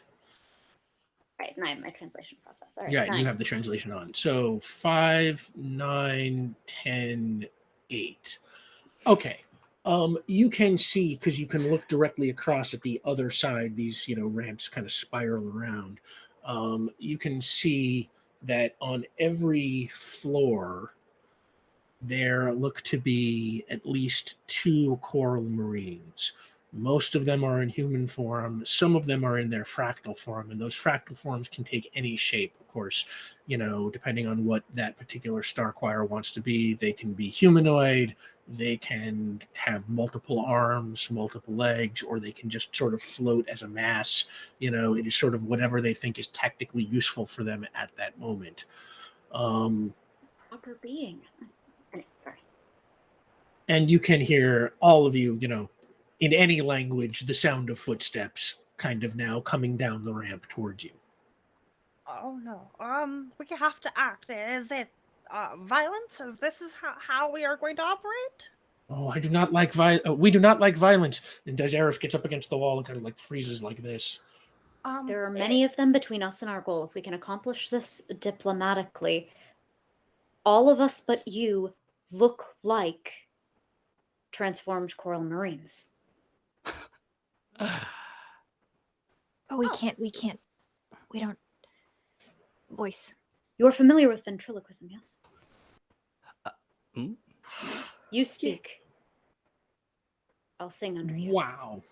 So there's if there's two of us that don't look like coral fighters, is that right? There's Daenerys and Ulez. Yeah, I'm just okay. Great. I can do 2 spells. Oh. I can So make you all of us look like them. I also don't mind the prisoner situation, like in Star Wars. the old Wookiee prisoner gag. We could say we needed something from these guys are showing us where something upstairs Photography that we need. experts. Okay. We Great. must And then fight yeah. quick. Yes. Okay. I'll prepare some spells in the sort of quietly. In the Is there anything you want to background prepare? What would you like to prepare, Leon? then. Ooh. By the way, Oh my Sam, god. Oh, I Superman don't know has if I a like widely this. mocked Silver Age power called super ventriloquism, and I think you just found the first cool use for it my in God. history. Yep. Wow. Yep. If now you can I had rearrange no the idea. atoms of your face to look like somebody else, that would be that would be some golden age business right there. One bit of awesomeness at a time. I think I'm going to start preparing nullification. Ooh. And I don't Okay. like this, but the thing is, like, it's power and I can disrupt power and communication technically at the same time. It's the same thing. Yeah. Nullification completely negate the Good. powers of another with an extended range. Roll a coordination versus coordination test to hit the target. So it seems to just work on powers, as far as I can tell. Yeah. Yeah, but okay, yeah, that's fine. Okay, you Right, going like for the this with voice, not like Yeah. normal sound. Yeah. big magic or little magic? I'm gonna go big magic for this. Okay, level 5. Yeah. Let me turn it on first. Okay, great. That is a 6. Technically, it's game because it's an old die. And Yeah. so that's going to be 14 to turn it on. Okay, you have nullification is on. Right, 5. Um, Oh, and then it would just be a coordination roll, right? At that point. Well, yeah. Now, if you want to use it on somebody. Okay, yeah. great. Okay, well, it's Um, prepared then. Okay, so nullification is on. Little magic. You want to do anything with, or Let me think on that. If something comes to if you mind, come I'll up with let you know. something, let me know. Yeah. What's All right. upstairs? I turned to Ula's and our organizer. What's upstairs? And Daenerys says, 5 stories up is the location of the central hub. It is really just a place where equipment is kept. Normally, it is not accessed frequently because the hub operates automatically. But Is there I any cannot equipment say up there that would be necessary to maybe make a repair downstairs? Or could we? I guess if the this- hub failed to operate, any new information being processed into the library would be interrupted. I'm just saying, could we say we're going up there to get that equipment to bring back downstairs? Is that We is that can a say lie that. Okay, cool. That's a lie that would check out. Great, awesome. Well, I I do turned not to- know what lies will check out. We do not know what lies will check out. We do not lie very often. That's okay. But You don't need to say anything. There's equipment upstairs. Equipment, yes. Excellent. That's all we need, right? And I guess I turned to the rest of the crew. That works. This is good. Yes. And as you were saying, this conversation has taken so long. Those footsteps have now drawn near, and two coral marines come down. One of them is in human form. The other one is in fractal form. I want to and- have like a hand on like Ulez's elbow. Like I want to put like a hand through Ulez's elbow to like hold on to their elbow gently, but like, you know. Sure, that's free, obviously. Mhm. Oh, and I The think other- just as they're coming in, I think Caldrax just sort of like puts a hand to Vian's back, like just stand up straight. Or like we're imitating just like You know, as this is happening, I realize what I do want to turn on for my little magic, Rick, and I'll roll Yeah. it really quickly as to not interrupt narrative. I want to turn on telepathy if I can. Because Okay, I can make a chain link that all of us can just be psychic, like telepathically That's connected. awesome. Ooh, okay, so that's your little magic. Yeah. So give me the roll, and it'll take a page of action to come on. Okay, great. 10 to turn it on. That'll easily turn it on. Great, and it's going to be 6 because it's at level 3.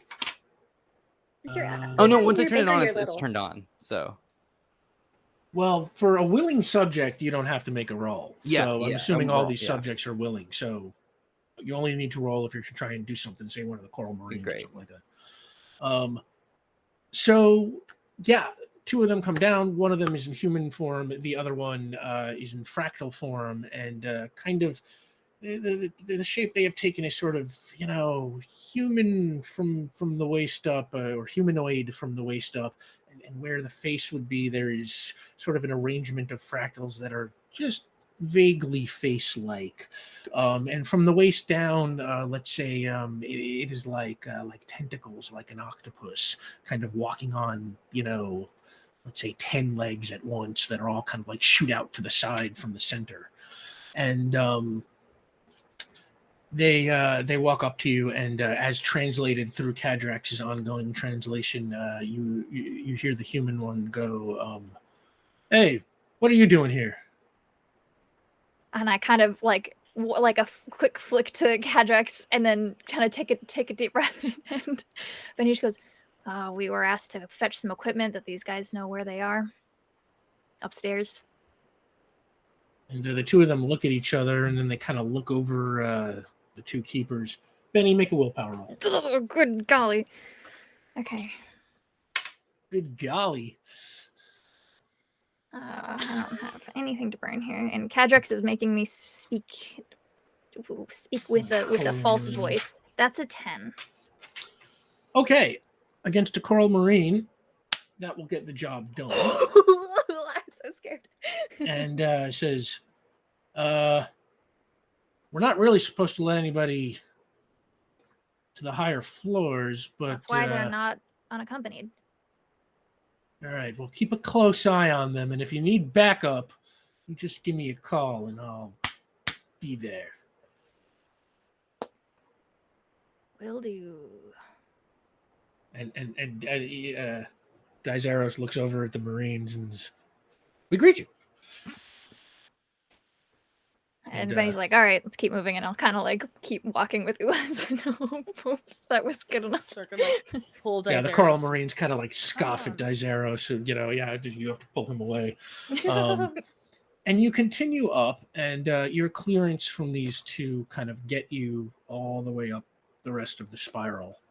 And you come to a door at the top, which is locked. You do not see any like key lock or anything like that. There is next to it like a square pad, which is just kind of like a, you know, kind of looks like a square light bulb, or, you know, just kind of, you know, it's like a square light panel or something like that. I kind of look at Dizaros, like, or Ulez, like, Dizaros, do you have access to this? Normally I do. Okay. And Dizaros puts their palm on it, and there is sort of a bloop. They press forward again, and it's bloop. Oh. Well, that's Our silly. access seems to have been revoked. What do we do? it's been a while since you've interacted with home tech, Ulez, but you think you can manipulate it the same here? Oh, absolutely. I can't imagine the Starquire has done too much to our stuff. And Dizaros looks a little puzzled as you say that. Oh, Dizaros, do not concern yourself. I have learned many a trick to infiltrate the technology of other species.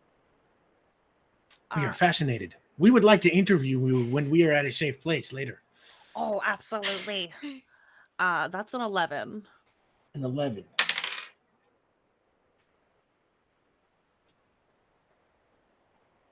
Okay. You put your palm on the little panel of light and you interface with it, and you are doing your thing, navigating the technology, and there's boop, boop, boop. Uh-huh. There we go. Hopefully that didn't send too many error reports. That could be bad. But the door opened? That's what that sound was? Yeah, the door opens. Or the lock opens. Mm-hmm. Okay. Catrax will take up a forefront position and will entry frag and open the door. I touch the door with my hand and I open it. Okay, Cadrax, you push the door open. It creaks open. And standing right in front of you is Commander Blair and 8 Coral Marines. And he is at attention, and Commander Blair kind of smirks a little bit. And he says, the hub was an obvious target, Cadrax. Expected more from you. Without reconnaissance, that seems unreasonable, sir. A good soldier finds a way. And he Yes, I will have to. signals to his soldiers and he says, take them into custody. I looked at Cadrax and Ulas like, No. Cadrax is taking up the doorway. Roll initiative. Ah. if I see Cadrax square up, Benny is immediately behind them. Okay, so what do we got? Vion 6, Cadrax 8, 9. Benny 9, Ulez, is that 10? 10, unfortunately. Yay, Ulas. I hate Ulez, going 10. first. I love that for you. Commander Blair gets 9. I can't use a B now because I got Benny and Blair. Okay. Benny, what's your coordination? 4. Okay, so Blair goes first, and then Benny. And the Coral Marines. Okay. Coral Marines go between Cadrax and Vion. But before we start, what I want you to know is that we're going to try something a little new tonight. Uh-oh. See, a thing you see often in superhero combat is like, a squad of guys rush Superman and he pounds the floor and takes them all out. Or a whole bunch of, bad guys draw on the Flash and he zips by and knocks them all off their feet at the same time. We traditionally have fought one villain at a time on power play, but y'all are getting much better at what you do. You have a lot of experience now. So we're going to start doing something which, is sort of commonly known as Minion Combat or whatever you want to call it. Essentially, the way this works is we have 8 Coral Marines in the room. They are 2 troops of 4 minions apiece. So let's say, Cadrax, you want to be like, I pick the troop on the left, and then you blast them. You are now sending out a blast at like all 4 of them. When they fire at you, they all fire in concert, like a squad of stormtroopers. And I will adjust, their abilities to sort of reflect, mass combat, essentially. Does that make sense to everybody? Yes. Okay. So, Ulez, you are first. All Say right. Commander Blair is right in the middle. We will say there's Troop 1 in front of you to the left, Troop 2 in front of you to the right. Okay. Well, Commander Blair is my target. And Ulez is going to kind of like charge their light and then try to dazzle that commander so he can't see shit. Oh, okay. So your dazzle is level 3 Got it. with a limit of burnout. So you've got a I die, gotta an O roll die a to O roll. die. And let's see, how does dazzle work? Sorry. Dazzle. Attack to overload. Say choose a dazzle with sense effects. You've chosen eyes. Make a coordination test against coordination of the target. Okay. Oops, I burn out after this. But for the time being, that is going to be 8. 8.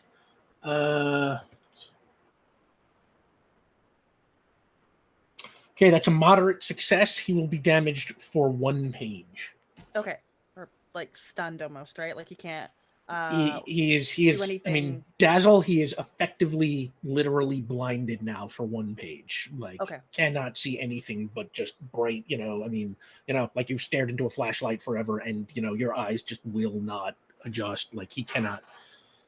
Nothing. So Ulez raises their hand and blasts that light into Commander Blair's eyes, and then like almost like their own light starts to flicker, like when a light bulb is about to go out, and they get very, very dim.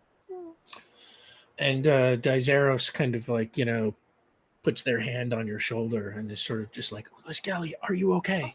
Oh, we are well. Stay close. And Commander Blair is just like, God damn it! It's just like, oh, get them now!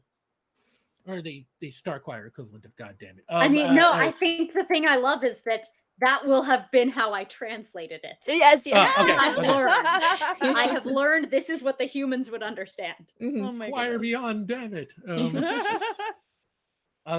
So that brings up Commander Blair, who is dazzled and cannot do anything, loses his turn, just kind of shouts in anger, which brings up Benny Beckett. Oh, good golly. Okay, so I'm going to step just a little bit away from my friends, and I'm going to start to magmify. So I think flavor-wise, I start on fire, and then at the end of my turn, I will be magma. And that's what I have to use my whole thing for. Benny, you turn to magma. Yeah. That brings up Kadrax Eversinger. No, wait. Okay. I will move up into the room. I will. Sorry, that was too cool. I'm Yeah, distracted that's about it. fantastic, I haven't yeah. gotten. Also, I haven't had a I'm chance to very use it on distracted because stream I'm yet. very stressed right now. We got it. I move into the room, right up to Blair, taking as much space as I can, still trying to be a target, even though I'm out of the choke point, and pull his laser cannon to my chest and say, "Hear me with sincerity. I, Kadrax Eversinger, am not here to act against the Star Choir. Indeed, I have the choir beyond itself at my back. This is for the good of us. I do not oppose you. Do not oppose us. We do what is necessary, not only for the keepers, but for the choir. Hear my voice and know that it is in harmony." Make a willpower roll. Mm-hmm. I have absolutely nothing to add to this. We have no more community, nothing. I will add my sincerity. I'll give you some determination at this point, but I didn't manage to get myself into trouble. yeah, I live don't and know. learn. Could this be? Yeah. I don't know. Is this Live anyway. troubling? They are upholding their oath instead of attacking, which I'm sure they would like to do. Caitlin, I love that you're always on it. You like this is like. I mean, This is my you know job. what? I would buy that, but what I would say is that could get them a point of determination if it fails. because it only that fails. because it Okay. has to operate as a trouble. That's fair.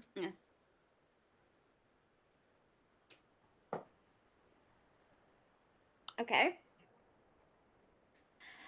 Look, 6 is average for me, okay? It's perfectly average. It's a 3 on the die. It's all I've got. And if he wants to shoot me, I'll prove that I'm an Eversinger in 8 hours. And if I you would die and rise again To prove a point. before your destruction is finished. Yeah. If you need proof, shoot me. and he just Eversinger. So do you think I'm a child? And on that, the Coral Marines, Troop 1, the troop to the left side that you are facing, fires on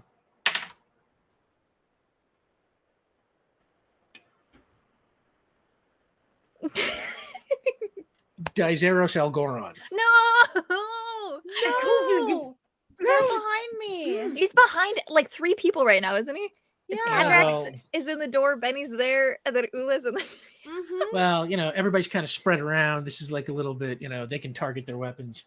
And they have targeted Dizeros Algoron, but I did not roll I very will well. cry if they Um, die. He takes they take I've got so many many they characters. take a let's say a small hail of laser fire. They're blown up against the wall behind them, and there's like a little bit of shock. They clearly have taken some amount of damage. They are like, oh, we do not like this. We would appreciate the chance to go somewhere that is safe. Oh, buddy. That brings up the other Coral Marines who fire on Vion Vigor. Vion, how do you want to oppose this? I'm healed, man. I'll take it. Okay, so that's strength. Yeah. So let me roll strength real quick, because I'm so strong. Okay, 7. 7. Okay, they have a marginal success firing with their sonic sidearms rather than their sonic rifles. That gives them 2 damage on Vion. Vion, you're down to 5. Hey, you can't take it with you. Well, you can. That brings up Vion Vigor. Oh my gosh. Great. Boom, boom, boom. I get blasted. I want to cast Illusion. Is that one of the ones you had queued up? It's not, is it? No, so I'll be doing the level 5. I can do it right now and make Oh, it big happen. magic. Okay. Yeah, big magic. All right, give me a roll. Are you turning it on at level 5? Ooh, yeah, because it's an awareness check that they have to do, I believe. Okay, yeah. so give me that roll to turn it on. Okay, so let me turn it on first. Hey, that's another game. And so that's going to be 8 + 6, 14 to turn it on. Yeah, that works. And this is 5 plus roll. That's going to be a 9. A 9. And they have to do an awareness check. Hang on. What to do. Okay, what is the illusion you're creating? Okay, so let me just say this. And here's the thing, and here's why and if this is too rules lawyery, that's fine. You can yell at me, right? But technically, if their awareness check beats my illusion casting, all that happens is they just know it's false, but they still witness it. They don't see through it. It's just they just know it's not real, and I don't care if they think it's real or not. Oh, yeah, that's correct. Okay. So either way, boom, boom, boom. Vion gets blasted and kind of just takes it and just like turns and looks because he's the freaking alien right now in this situation, and just holds out his hands, and suddenly all these homies are on Earth a couple months ago, standing outside at a graveyard. And I look at them. Hey, how's it going, everybody? I'm Vion Vigor. And you know what? Heck, let's do the voice. How y'all doing? Do you know where you are right now? And I'm assuming Cadrax is translating this back to them. Oh yeah, that would have to be the case. Yeah. They said they would a while ago, and they have this sort of ongoing process. I think the choir probably picks up a bit of a stutter that I don't think Vion could. But yeah. Mm. And one of the, all of the Coral Marines are sort of like looking around, very confused. Commander Blair still can't see anything. Actually, I mean, it's I don't know. mental. It's an not visual. illusion. I think he does see it. all sensory See impressions it. into others' minds. It's a mind thing. Yeah. And that's cool. Yeah. Okay, sure. I buy that.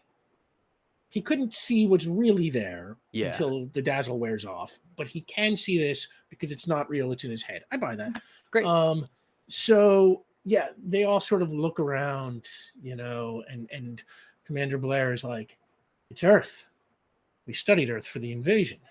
Okay, damn. I'm gonna be honest. I didn't expect you to get that right. Yeah, this is where I'm from, and on Earth we have some real fun forms of entertainment that are outside of just music, like for example television, and one of my favorite shows is Twilight Zone, and I've been trying to figure out exactly how to get you all to kind of see eye to eye a little bit. And I'm not the strongest of all the fighters, and we got a whole army, but I figured maybe if we could just talk for a real quick second, you'd get it. And so I'm kind of pulling from one of my favorite episodes right here. And what I'd like to do is just, I just want to show you something real quick. And I do want to show them the proof of Cadrax Eversinger.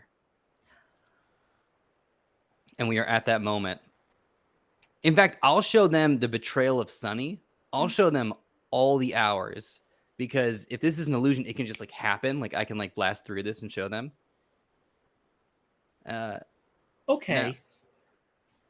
Now Sorry, I just want you to ask yourself two things. One, what are you experiencing? And two, what do you believe? It's that simple. I'm going to drop this in a second. We'll all be back in the library. And if you want to rough it out, we can rough it out, because my friend Benny will melt a hole right through most of your faces. But this is it.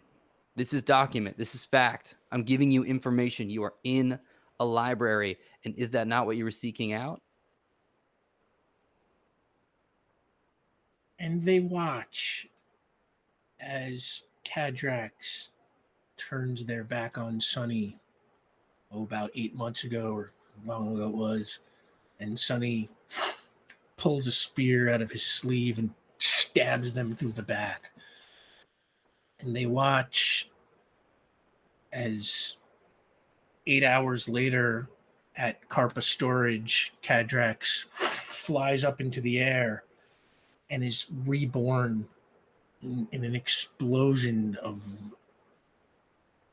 tonal vibration and fractal light. And they're all a little uncertain about what is going on.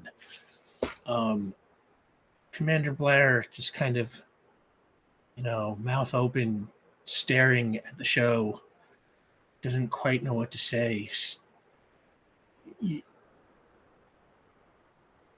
If you try and read him, you'd probably be uncertain if he believes what he's seeing or what he's thinking. It doesn't necessarily seem like instant, awe and belief, but he doesn't necessarily seem dismissive and skeptical either. And they're all just sort of just amazed at watching Cadrax being reborn. And I float.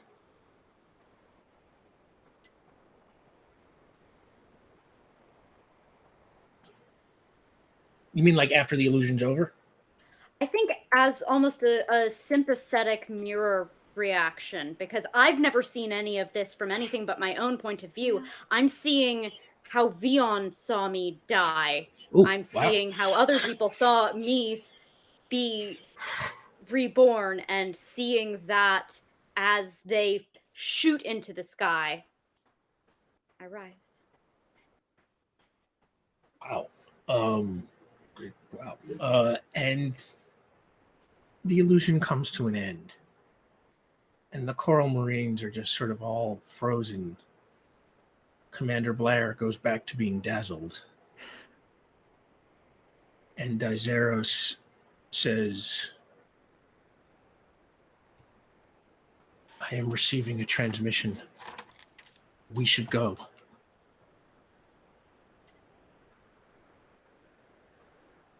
Sorry, we are receiving a transmission. We should go. It's harder than you think. Okay. And Commander Blair sort of lowers his sidearm, but doesn't say anything. The Coral Marines sort of look to him for their cue, but he's just silent. Cadrex, find your voice and try again. You got this.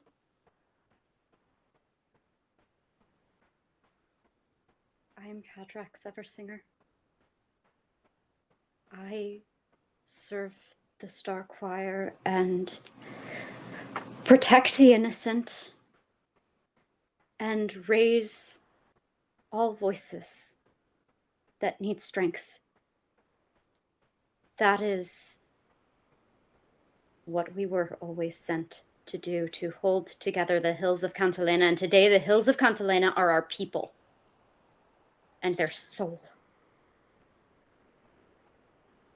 Cadrax, give me a willpower roll, and I'm going to give you a bonus here based on what Vion has done. Is there a song? There's the song. You've heard the voice. You've heard the voice. I've of heard the choir. music. Yeah. You're right. I can play Also- the music. One additional thing you said: if they failed last time, they could get a point of determination, and they did fail last time. So That's a good point. Yeah. Always on Thank it. you. Caitlin, Wow, I've yeah. been holding always that on it. since What it Caitlin says on the Bruder, Hypno attorney paper at is law. Rules Lawyer Esquire. Yes. I just wanted to make sure I threw that out there. So I'm sorry. I know we're having a Thank moment. I you. just want to make sure. We throwing it in, and you know what I'm doing. I am upholding my oath. I am not from around here, and sometimes I hear music. Yes. That will give you 2 extra points on top of the bonus that I'm going to give you from Vion's actions. That's a 4 on the die. Okay. Plus 3 willpower. Plus 2 determination. That's 9 plus bonus. 9 plus the bonus. Commander Blair, whose eyesight is just starting to come back, puts his sidearm back in the holster. And he says to his men, guns down. And Dizeros again taps you and says, we must go, we must go. And Blair says, you should listen to him.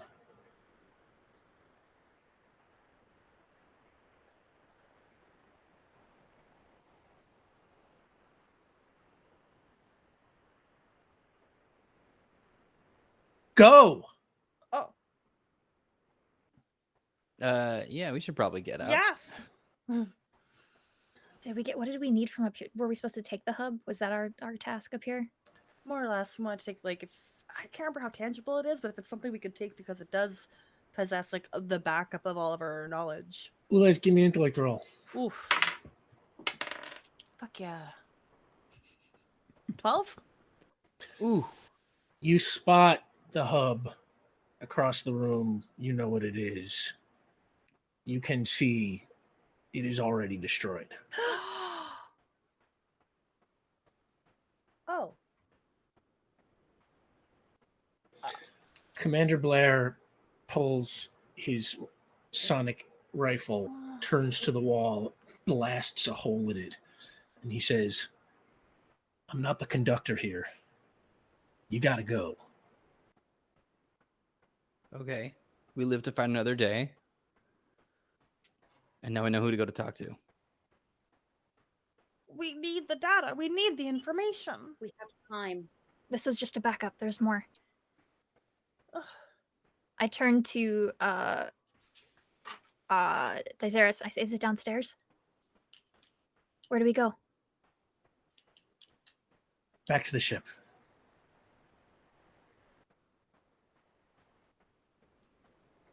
Okay.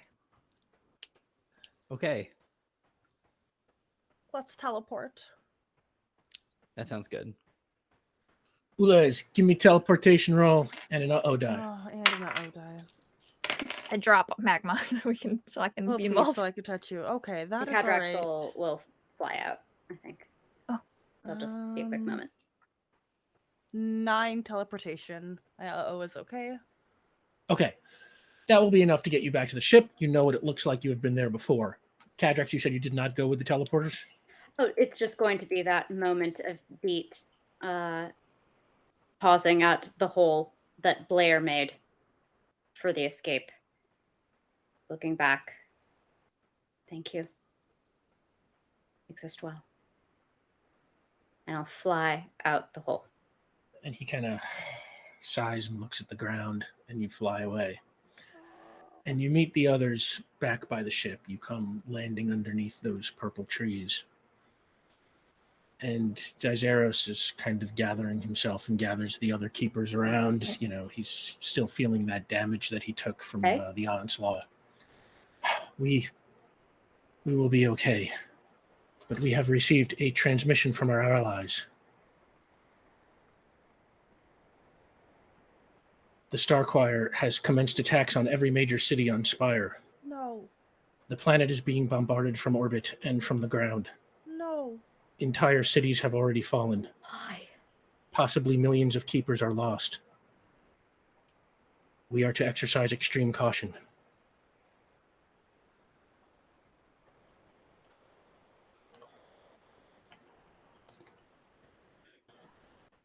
Take to the skies. We find the conductor. We make them stop now. No, my friends. These are just cities. They will pass into the abyss of history like so many cities in this universe have passed before. The universe will go on, and knowledge can be recollected, but only if the keepers go on. We must forget about saving Spire. We have a much more important task right now. And on that, we'll see you next week. Oh my god. What the actual sky screaming? Oh! Thank you so much, everybody, for sticking with us, and for all your support tonight. I know this was going to. I knew this was going to be a little bit of a tough one, but Oh my god. we will pick up right there next week. Real quick, go around the table and tell the good people where they can find you, starting with B. Zelda. Hello, I have been your non-binary busy bee who's trying to keep all of my heart and soul inside my body and not outside of my eyeballs. If you want to follow me on Twitter, you can do so. It's at @B_Zelda. I'm a podcaster, streamer, writer, and community manager. Omar Najam. Hey, everybody. I'm Omar Najam. You can find me at Omar Najam on Twitter, and we'll figure this out. Caitlin Bruder. Caitlin Bruder, you can find me on Twitter at KKAMABR, and on Wednesday nights at Rule of Lore. Donate to Camp McGeezy to help our water protectors winterize. Sam DeLev. Cadrax Eversinger. Sam DeLev. Wet Face. Sam DeLev on Twitch at Delevely, DELEVELY. Sam DeLev on Twitter at Tchaikovsky, CHAIKOVSKY. Sam DeLev has all these players in their hearts. Follow them everywhere. I would. And I'm Rick Budd. You can find me on Twitter and Instagram at rbud913, or you can follow the show at Powerplay RPG. I will be back here next week, same time, with all of these amazing people to figure out what comes next for the war. And on that, the theater goes dark, and we are in Grave Glen, California in 1871. and we are outside the town's bank in the middle of the afternoon.